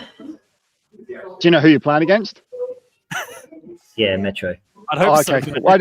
I was like, man, I didn't know. I was like, Yeah, Friday night. you never know. Yeah. Yeah. There you go. Make it 5 in a row. Well, if you do whatever team talk you did at halftime, you do that at the start. I tell you what, you'd win it like that for sure. And is there any one of your injured players you would not recommend to get on the co-coms for any games while they're out? Yeah. Who's in there now? Mark Marino. Don't get him on. Nah, they're all good. That'll offer something. Perfect. Thank you so much for joining us, Daniel. Good luck for the weekend, and thoroughly enjoy it. The rest of the season. You're welcome. Thank you very much, guys. Thanks so much. again. Thank you. Cheers. What a good chat. What That was awesome. Oh, that was How do you brilliant. follow that? Loved it. How do you follow up so many great stories and a career like that? There might be someone too. Should I get the door, David, or do you want to get this I one? reckon you should. It's not mine. Your way. It's Yeah, not I my think it's door. very down. It was very distant, that one. I think it was Yeah, coming that from one's down coming south. from down Should I- south. I heard it. Down south? Should I get Yeah. it? Let me just check. Yeah, you go check. Come on in. Who is it? It's Ben Dale. No way. Wow. Really? 2 There you are. guests. Wow. That's a hard gig to follow. Thanks, guys. I was going to say Ben who? Yeah, pretty much. Yeah. More. Ben, thank you for joining us. You're joining us for the last bit of the show, just to sort of go through all the results and fixtures. But I will ask you quickly. Of course, you're the coach of South Adelaide amongst some other teams, but we'll focus on South Adelaide in general. Girls. Some, yeah, I know. How have you found the 4? how have you found the season so far for your side? Oh, look, up until the last 2 weeks, I was relatively happy, in particular with the performances of the girls. Again, a young team. I hate saying that in a way that it's almost like a defensive mechanism that kicks in, because it's not. They're playing senior football, so that's how it is. But the last 2 games we've been beaten quite convincingly goals-wise. Probably not always an accurate reflection on the game, but, you know, it is what it is. That's football. You have to pick up the pieces. You have to wipe your mouth. You have to learn from what worked, what didn't work last week, and go again. And it's a long process. So we just keep going. But look, it's too enjoyable, put it that way. Yeah, absolutely, of course. We'll go through all the fixtures from all the leagues. Ben, feel free to interject. I might cross you for anything. State League 2, round 10 in the North. Gawler Eagles winning 3-0 over Gun United. Port Adelaide a 2-1 win over Northern Demons. Atletico 2-1 win over Inter. And Mowbray Vista a 3-2 win over Elizabeth Grove. I guess I'll go to Alessio, David, because we were sort of together at Metro going through all the results. And I think it was just constantly us going, wow, what? Just every single time some of these results came through in the North. Actually, I'll go through the South as well at the same time. Mount Barker 2 against the Hills Hawks. Seaford beating Eastern United 3-2. Adelaide Uni a 5-2 win against Noarlunga. And Adelaide Titans 2-1 over Western Strikers. Even more there. Alessio, I guess we'll start with you. Yeah, one of the ones I had to pick out was Gawler. Their run they've been on in the last couple of games is unbelievable for a team that I said on our live stream on the weekend. Most people have them in the bottom of the league. Last couple of seasons, they've not even gotten out of the bottom 2, not even been close points wise, and they're third in a very competitive North League, where most people would expect they wouldn't even compete after what they've done in the State League 2 the last couple of years. So I think that's one of the standouts for me. And then, in the South, I might leave that game for the big one for the Southern boys here. But, otherwise, it kind of went as expected. I mean, for Strikers, they had to win that game to try and be in some touching distance of Eastern and Uni. But losing that to Titans, it's just created a 2-horse race for the title and probably about 3, maybe 4-horse race for the final spots. But, yeah, it was just some ridiculous results. And even Ben will tell you, even in the WSL, there was some even more ridiculous ones too. Well, we'll go to our aforementioned Southern boys, whether that be Mark or Ben. I guess, looking at some of those South results, who wants to go with them? It's phenomenal. Ben, go for it, mate.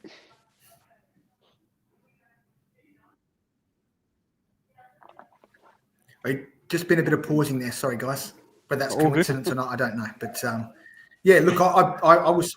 Yeah, the Seaford Eastern United game. I mean, Eastern United had been doing quite well prior to that. But look, I mean, it's just I think I've been very surprised by some of the results up and down. I was talking to Nas, the coach of Garn, Saturday morning before the game against Gawler. And again, like Alessio just said before, I would have expected for Garn to have won that game, but that's taking nothing away from Gawler. It's just a bit of an arm wrestle when they're at the moment and teams starting to hit their straps and a little bit of confidence, things go well. You know, I do feel that it's not just you turn up and the results are given, you know. So. Yeah, absolutely. Mark, anything to add? I just think that I think as Alessio alluded to, the North League is ridiculously tight. It is really a tight league and really one to keep an eye on. The South League, as mentioned, Adelaide Uni and Eastern miles in front. And it's really got its groupings in that league. Noarlunga, I expected them to do better this year than what they did, than what they're doing, especially after a good season last year. But it's amazing how the 2 leagues, when we sort of broke it down, it was like the South League had more established state league teams in it at the start.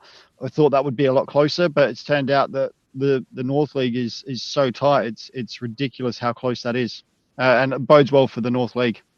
Absolutely. David, anything to finish in State League 2? Not really. I think we've covered it all. Well done. The Eastern United loss, obviously a bit of a surprise, and Adelaide University now top of that Southern State League 2 South. Yes. I'll get the hang of it eventually, and then they'll do away with it and they'll reconstruct it again. On to the WSL. Modbury Jets 3-0 over Western Strikers. Modbury Vista beating Cove 5-1. Adelaide Jaguars an 8-1 winning at South Adelaide. And perhaps the shock of the round, Elizabeth Grove beating Sturt 3-2. I guess, Ben, will go to you as our now WSL expert. That's a big shock. Seba, I love you to death, but I'm not an expert. If I was, maybe I'd be sitting with you guys a bit more regularly. But on a serious note, look, to be honest, the Grove result didn't surprise me, and I mean that as respectfully as I can. We played them a few weeks back. We drew 3-3 with them. They certainly weren't reflective of a team that was sitting bottom. They hadn't been that far off.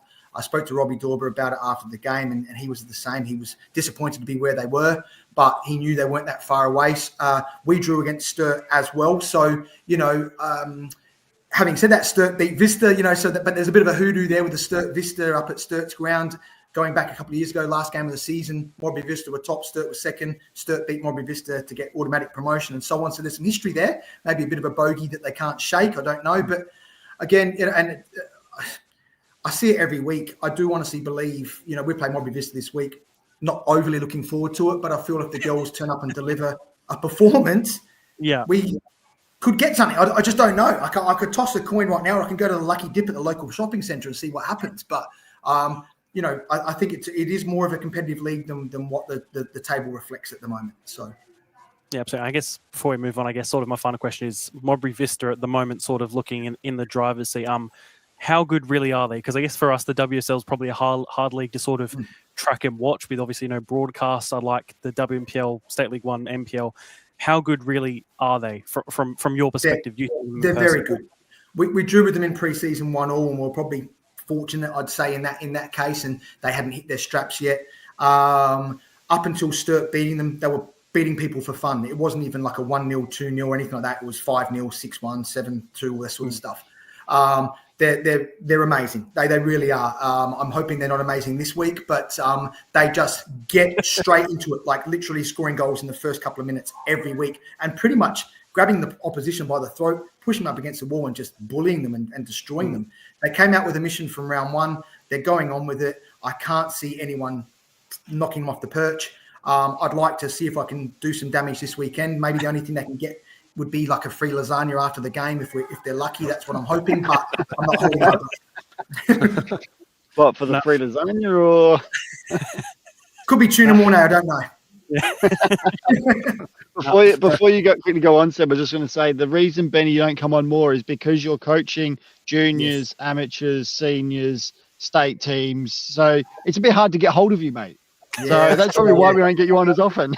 When I see David's name pop up on the messages, I do know I love David to death, as I love all of you guys. And normally in the past, it used to be maybe some kisses and some love hearts, but now it's, you're available this week, to do that. And when I don't get a message from him, I'm upset. I feel like he's cheating on me.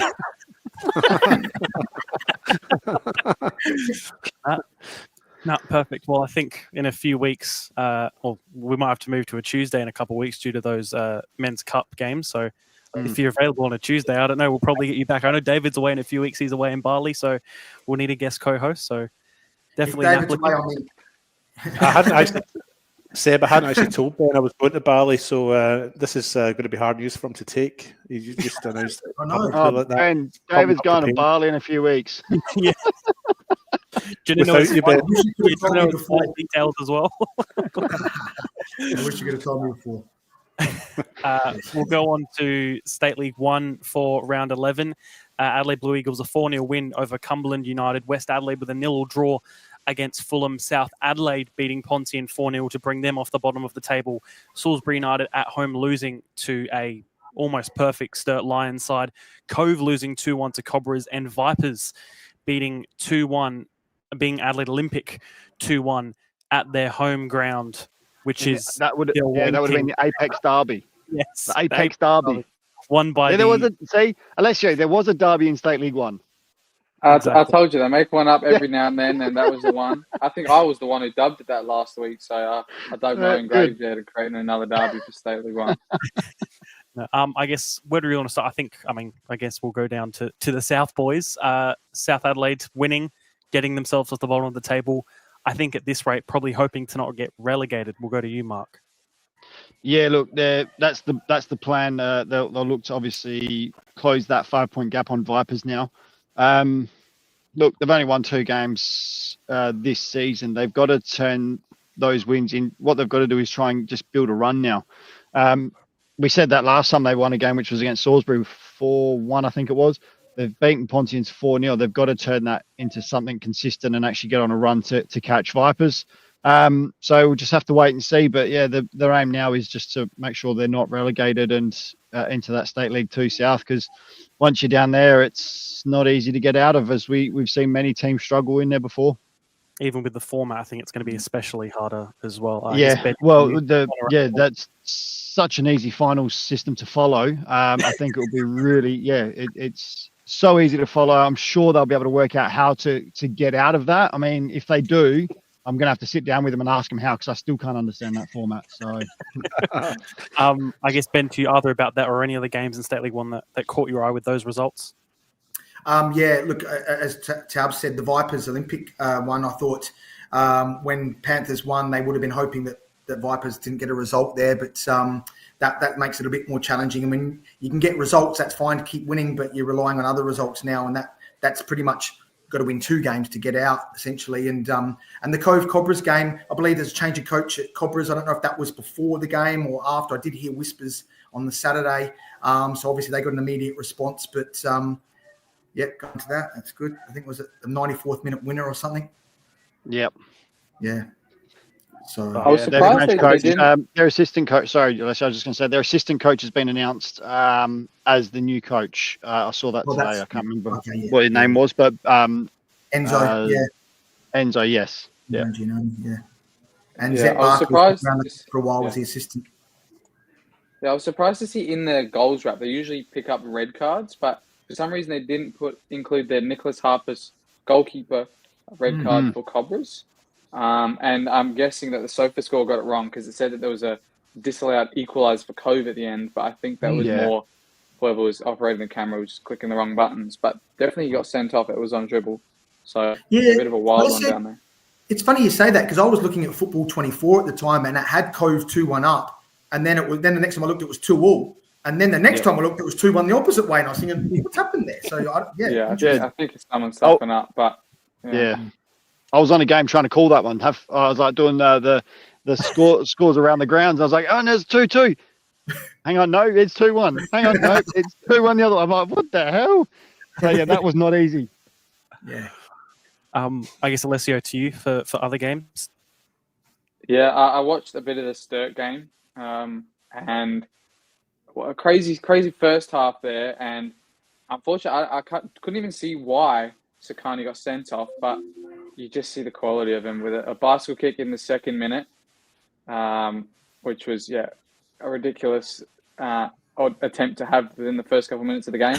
And then this one where he starts the move from the halfway line and no one else can anticipate the ball like he can, and he just rolls another one into the top corner. But from what I've heard, I think he was provoked from the corner that's just about to come up, where apparently someone grabbed his you-know-what while he was trying to escape out of the box.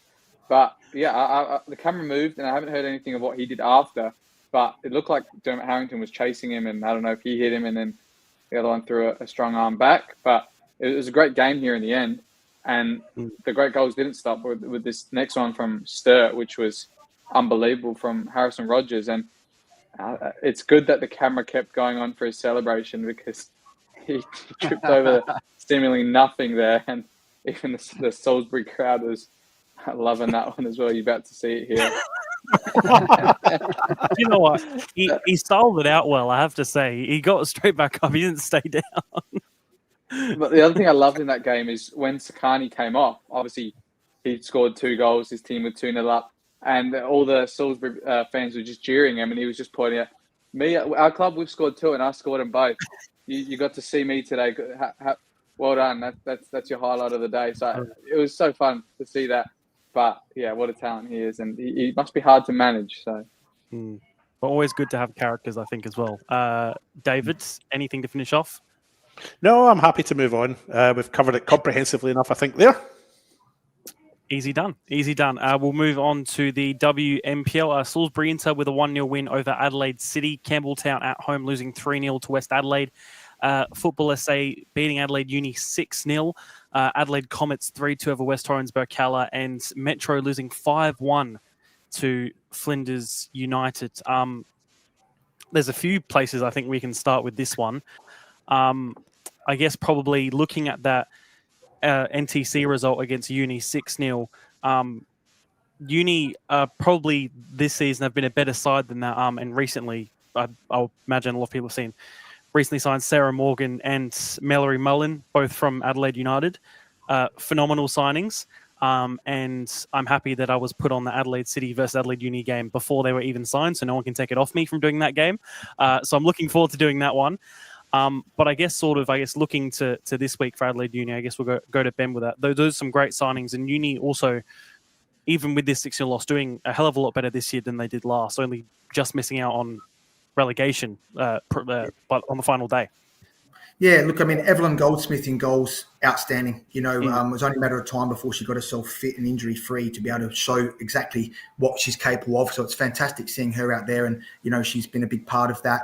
I love to see Molly Simmons as well. She's been flirting around the reserves first team for a couple of years, and she's really sort of taken a position in the first team with both hands and performing well. They did hit NTC at a bad time because Sean Dewey and I think someone else was back in the team last week. I think, as well. Yeah, so Miley Grigg, exactly. They hit their straps. Not a good time to get them. But I would love to see the impact that Sarah Morgan and Mallory Mullen have, because, we saw last year Isabel Hodgson and Dylan Holmes go to Burkalla, and it actually had the opposite effect. Not saying it's anything to do with those players, but sometimes, bringing new players in, it might take a little bit longer for them to gel and stuff like that. So, but I imagine in this case, those girls will hit the ground running, and it can only have a positive impact on Uni's rest of the season. Yes, and nothing at Adelaide City either. But with Adelaide City in the form they're in right now, I'm looking forward to Friday in terms of a goals perspective. I think from coach those all Adelaide City, so Adrian Sandtrack there as well. So really looking forward to that one. David, I'll go to you for this next one. You were there for the second half of Flinders versus Metro alongside me. I mean, just a shock, really, more than anything. Yeah, I mean, but that's the beauty of this of our game, isn't it? That you can get a result like this. And yes, second half was, what was the second half? One goal scored in the second half, 2 goals scored in the second half. Yeah, the damage was all done really in the first half. Rojas, Coty Rojas hat trick. She scored in the 33rd minute, 34th minute. Yeah. But Metro United started the game brightly enough. Scored early on. Millie Scott in the 6th or 7th minute or something, and a great goal too. And then it just seemed to click for Flinders, didn't it, in that second half? As I say, Coty Rojas hat trick just before half time, made it 3-1 at half time. She scored in the 33rd minute, a minute later, and then 3 or 4 minutes after that. Disappointing goalkeeping there from young Karas in goal. She won't want to see that, but she's otherwise has had a very good year. But Rickards scored just after the start of the second half, and Adicott sort of put the seal on it later on. But I don't think, none of us would have predicted this. I don't think, Flinders have had, let's be honest, they've had mixed results, shall I say politely. And Metro United were coming off the back of a 3-3 draw in the league against West Adelaide. And obviously they're still in the cup as well. So they'd won their cup game the week before, and they'd drawn with West Adelaide 3-3 in the league before. So, a real shock for us, I think. I guess before we move on as well, we spoke to Tom Monsignor early in the season. I think he, from memory, spoke about having someone like Cote can almost bring out the best in their side. Because I think after that goal, you saw Flinders play with so much more freedom and I think happiness as well at the same time. It was good to see, and that's why you need players like that to sort of bring a whole team up. She can create these moments which make her team even better. Yeah, and I think that has the knock-on effect of making the opponent maybe doubt themselves a little bit, because for me, Metro United were getting some of the simple things wrong. Some of the passing was untidy, and even finding space as they went forward. They were using the width well enough, but they just got some of the simple things wrong. And and I think once that element of doubt is in your mind, it can start to play on the field of play as well, play out on the field of play. And yeah, they just weren't the same Metro United that we've seen in weeks in the past. So they'll be hoping to bounce back from that. I think they've got Campbelltown next, so a big game for them to try and get themselves back onto winning ways. Yeah, especially as we're now at that halfway point where the fixtures have sort of reversed in the same order as well. It'll be very interesting to see the opposite where those turn out. If that's all, we'll move on to the men's NPL. West Torrens Berkala losing 3-1 to Croydon. Adelaide Croatia Raiders losing 2-1 to Adelaide City after a 20th second goal and a 5-minute red card for Croatia. Unbelievable. Playford losing 1-0 to Adelaide Comets. Adelaide United 1-0 over Modbury Jets. Campbelltown, as we said earlier with Daniel Mullen, 1-0 over FK Beograd. And Metro Stars 2-1 over Para Hills Knights. Mark, we'll start with you because we know you have to leave in a moment. So we'll start with your game and go on. Yeah, so I was on the Berkala game Friday night at Jack Smith Park, and Croydon come away with a convincing 3-1 win. And for me, it was Croydon with a better side. Berks in the game, they kind of just seem to be void of any real ideas going forward. Like they got into some dangerous areas at times and things like that, and they did come out and equalise straight after Croydon. Sorry, not equalise, but straight after Croydon's second goal, they managed to cause some chaos in the box and scored.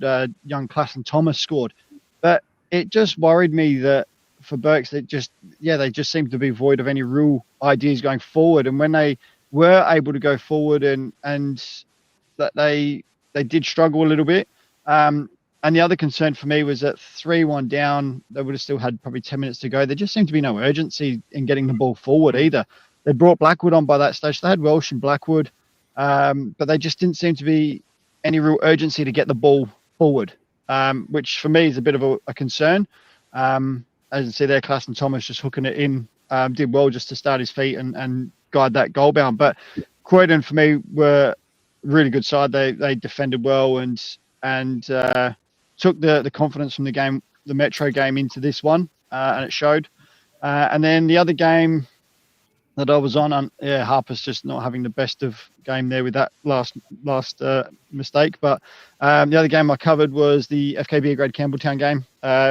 Campbelltown obviously getting the win, and I thought in the first half FK Beograd were probably just slightly on top. They had probably had a little bit more ball possession and caused Campbelltown to sit a lot deeper, and Campbelltown really looked for the switch ball to Karachi.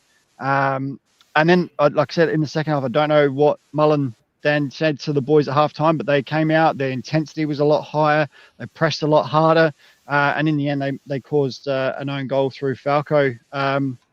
And funny enough, up until that point, I was like, Falco was brilliant. He was doing everything at the back on that side, on the right hand side for FK Beograd. But it was quite an interesting game. Like I said, it was a game I thought FK Beograd started off probably better, and then in Campbelltown really came into it in that second half. They probably the better side. Yep, perfect. Before we move on, Mark, we'll let you go because we know you got to go. But we'll see your predictions online, and we'll see you next week too. Sounds good. See you, boys. No problem. And we're just down to the one Southerner. We replaced one with another. David, we'll go to you next. I was at Playford and Adelaide Comets. It's actually I've never been to Ramsey Park before, and there's a little bit of history there, I suppose, and I'm a bit geeky, so I like my history. But I'll talk to what's on the screen then. Jane Labasso scored the only goal of the game right on half-time, and it was a real sucker punch, I think, for Playford, especially conceding at that point. But, I felt the game was fairly evenly matched. There were no real standout players for me. Daniel Vaughan did very well in goal for Comets, pulled off a couple of great saves, including one which I would be surprised isn't nominated for one of the saves of the week. But I hadn't been to Ramsey Park before. I was keen to go there. The hospitality was absolutely superb. And I did a little bit of reading. There were two facts I took away from this, and I mentioned them in commentary. One is that the reason there's an embankment around the side is because that was a velodrome in the 60s and 70s, one of Adelaide's premium cycling tracks, and the embankment's still there. Track's long gone, but the embankment's still there. And the second is that George Best played there in 1989 in a fundraising match for a player named Neil Fuller, who had tragically had to have a leg amputated after a challenge in 1987. So So George Best played there, scored a goal in a 6-6 draw, and I asked around to see if I could establish at which end the goal was scored, so I could call it the George Best end in commentary. And it was that end up in the north where Jaden Labasso scored the goal. And then, of course, in commentary, I completely forgot to mention it. So next time I go there, I will mention it. For me, in the lead up to the goal, I kind of stopped. I was throwing. I thought it was maybe an infringement in the lead up to the goal, and my commentary of the goal wasn't great. And but 1-0 result there, fairly even match. Not a lot in it, but a big result for Comets. Takes them up to 15 points, 8th in the ladder, but they're only 3 or 4 points away from the top 4, so it's very tight. Yeah. Just before we move on to Alessio, you did say about the goal. I think we spoke either the day after about it. I had a look at it. You thought it was a foul? I don't like to question the referee's decisions, so I stopped because at the time I thought it was a foul, but in retrospect, maybe not. Okay, I'm not a referee, but I thought it was hands in the back. Yeah, Alessio, Ben, I guess you both having a look at it. What do you think from a perspective? I guess I thought when I saw it at the time, a little bit soft maybe, and probably was the right decision. You'll see it now. Ben, Alessio, what do you think? Fair goal? That one is if you got more of the ball, maybe, but you've seen that given plenty of times. It's unfortunately there are inconsistencies at times, and I agree with David. Don't want to say too much about officials and stuff like that because it is hard for them. They've got to see everything and stuff like that. But definitely seen those given as a foul a lot of the time. Xavier Pratt is the player with the ball, and he went. I mean, I feel he went to the ground very easy, but I just I looked up, saw. I think it was Min Soong Park. I think his hands were just raised at the back, and I just paused, and I think I might even have glanced back down and back up, and then saw Labasso shooting, and the ball in the net, and I think my commentary was like, "Oh, he's just scored," and that was about it. The contact was quite forceful, like it did look forceful. Yeah, it was an interesting one. Alessio, I'll go to you. We had our first game together in about a year and a half. And what a game it was for our debut back together again. Yeah, it was great. It was definitely better than that probably first game we did. I think it was Adelaide United youth team at home a couple of years ago. But yeah, this one was great. I mean, definitely an underdog and another team people would expect to win. But I thought Para Hills showed themselves fantastic in this game. Against the top team who was aiming to go 6 points clear, they were really not out of the game. And I don't know if that's more to say on the way Metro's just about winning games by 1 goal every week, or maybe it's just to show that Para Hills have really found their unity, found their lineup they need, and they still have players coming back off the bench as well. They had a very experienced bench with Kamburu there, Stresta there, Samopoulos there, so they're really creating a very strong team. But for Metro Stars, I don't know. They don't really make too many chances. I don't think Metro Stars in the game, to be honest. And besides both teams hitting the woodwork, I think it was maybe 2 to Metro, 1 to Para, or maybe the other way around.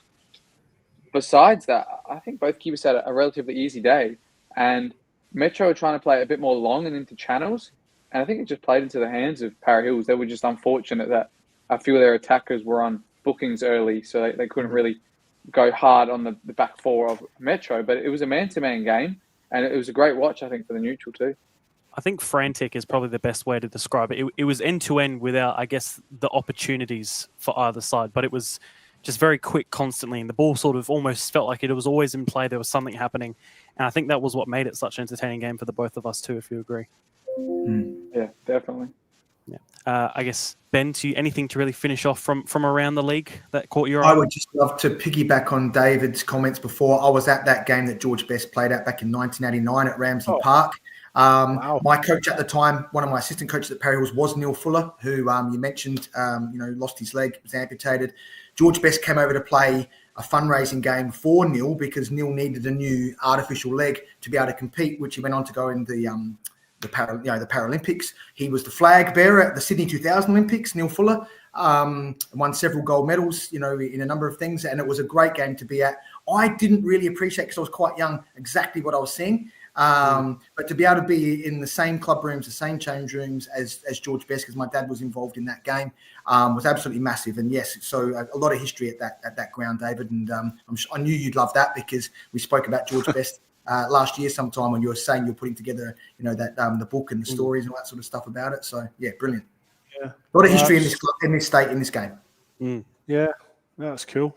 That's See? so you were there. Wow. So your memories of that are quite clear, Yep. or I remember very clearly because the team that George Best played for wore the Adelaide Celtic strip, and there was a number of South Australian classics. Martin Crook obviously was involved back then and stuff like that. And yep, the penalty shootout. They did a penalty shootout at the end, and it was at that end that you referred to where Jaden Labasso scored, and the crowd was amazing. It was just unbelievable. Apparently there was over 3,000 there for that as well. Yeah, and the story behind the kit. Apparently, the story behind the kit is that Travelodge. We're supposed to, probably not supposed. You to can say whatever. Okay, so there was a hospitality company, and they were supposed to. I wonder who. Yeah, there was a hospitality company who were to supply the kit, and there was some problem with the kit, and it didn't arrive, or it arrived but it wasn't delivered to the ground, or something like that. And somebody, I reckon it sounds like it was rigged because people would have wanted to see George Best in the green and white hoops of Celtic. So they found these Celtic. I heard they were Celtic, as in Glasgow Celtic shirts, and they're the shirts that they played in. So George Best played in a Celtic top. So, there was an Adelaide Celtic amateur team back then, which a lot of Kenny Tosh, one of my favourite people in this state, used to play for and stuff like that. A number of good players played for Adelaide Celtic in the amateur league back in the day. So I think that was that shit. Right, okay. See, you can live up to Daniel Mullen's stories, Ben. Not as good of a player as him or a coach, but I can make up some stories. No, absolutely. We'll move on to our predictions. Like we did last week, we'll do one game from each league. But before that, of course, then the rest will be available through our Instagram and Facebook. But before that, Alessio, how is the leaderboard after last weekend? Yeah, a couple more changes. A new leader this week as well. Ooh. And a couple of perfect scores as well. Mark got the Salisbury into 1-0 win in WNPL. Seb, you got 2. You got 3-0 Gawler win in the State League 2, and 2-1 Titans win in the State League 2 as well. I picked the 3-2 Comets women's win in the WNPL, and David had none, but he had 13 correct winners, which was the most of the weekend as well, with Mark, Seb, and I getting 10 each. So that now leaves the leaderboard. I am bottom again this week with 215 points. David, second to bottom, 218, 3 points away from me. Not second to bottom, I'm third. Second is Mark with 223. I wonder who's. And then Seb is top with 226, 3 points ahead of him. So 3 points is separating a few of us now in the league. But yeah, Seb's the leader this week. I like the sound of that. All right. Predictions. As we said, one game from each league. From the north, Northern Demons versus Salisbury Inter. I'm going to go for a 2-2 draw. And Ben, of course, you predict as well. You're our guest this week. You're more than welcome. Okay. Yeah, I'll go with you, Seba, since you're top. These Southerners seem to do the same. The Mark Talbot approach, that is. Probably what the person before them does. You think they're polite because they're asking you to go first, and then they end up overtaking you on the table. Is this at Northern Demons or is it at Salisbury? Yes. That's sort of why I picked the 2-2. I'll go for Northern Demons in an upset 2-1. Well, I've got an interesting story as we're telling stories tonight. I sold 2 boots to a player from Northern Demons tonight, so if he wears them, I think Demons are going to win. And they're going to win. Was that one for his left foot and one for his right? No, 2 pairs. So yeah, I reckon 3-1 Demons. Oh no, 3. I'll go 3-2 actually. Sorry, 3-2. All right. In the south, Eastern United versus Adelaide Titans. I think Eastern will bounce back 3-1. I also think Eastern will bounce back 3-2. Ben? Yeah, I think they'll definitely bounce back. They'd be very disappointed about last week, and I'll go 2-1. Okay. Maybe 3-1, actually. Sorry, Seba. I'll go. Oh, good. This is at Eastern as well. Yes. I'll I'm going to go 5-1 Eastern. All right. WSL, the game we're going to look at, Modbury Jets versus Adelaide Jaguars. I'm going to go for 3-1 Jaguars. I'm also going to go for 3. I'm going to go for a Jaguars win. I was going to say 3-1, but I'll say 4-1. And I'm looking at the table now, and I can see that Jets defense a little bit leakier than Jaguars. They've both scored 24 goals, but Jets just with a leakier defense. I'll give it to Jaguars. What did I say? 4-1. 4-1. Yeah. 4-1. Okay. Yeah. I'll go 4-3 Jags. Yeah, I think I saw Jags firsthand last week, and they were very, very good. We didn't help the cause, but Modbury Jets aren't too bad either. It will be a tough game. I'm going to go a 2-2 draw. Oh, that's how diplomatic is that? They're both very good, and I'll go for a draw. Yeah, It doesn't get more diplomatic than that, does it? What is next? Adelaide Blue Eagles versus Adelaide Olympic. I'm going to go for. They sort of broke their hoodoo the other week playing at home, Blue Eagles. I'm going to go 2-1. They're playing. Yeah. They're playing at Marden. Yeah. 2-1 for who? Blue Eagles. Blue Eagles. Yeah. Okay, I'll go for Blue Eagles as well. I'll go 4-3. Okay. I'm going to go 3-0 Blue Eagles. Olympic will be disappointed to lose last week to Vipers, but I can't see them beating Blue Eagles at Marden. So I'm going with you, Seb, 2-1. All right. Next, NTC. Lost power there. Yeah, he's got a Centralised. NTC versus Burkalla. I'm going to go for a 4-2 NTC. Have Burkalla picked up any players from Adelaide United? It hasn't been announced that I've seen. No, not yet that I know Yeah, of. I think NTC. I'll say 3-1. I'll stick my head out the window for this one, and I'll say it's going to be a draw, 3-3. Okay. I'm going to go 3-0 NTC. All right.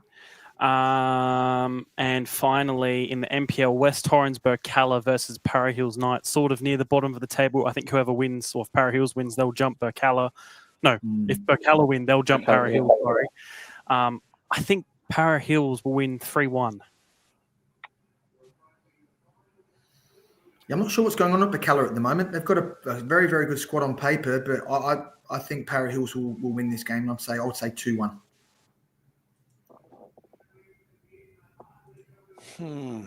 Is that Para Hills as well, Seb? Yes. I'm actually going to go for an upset because I think Para Hills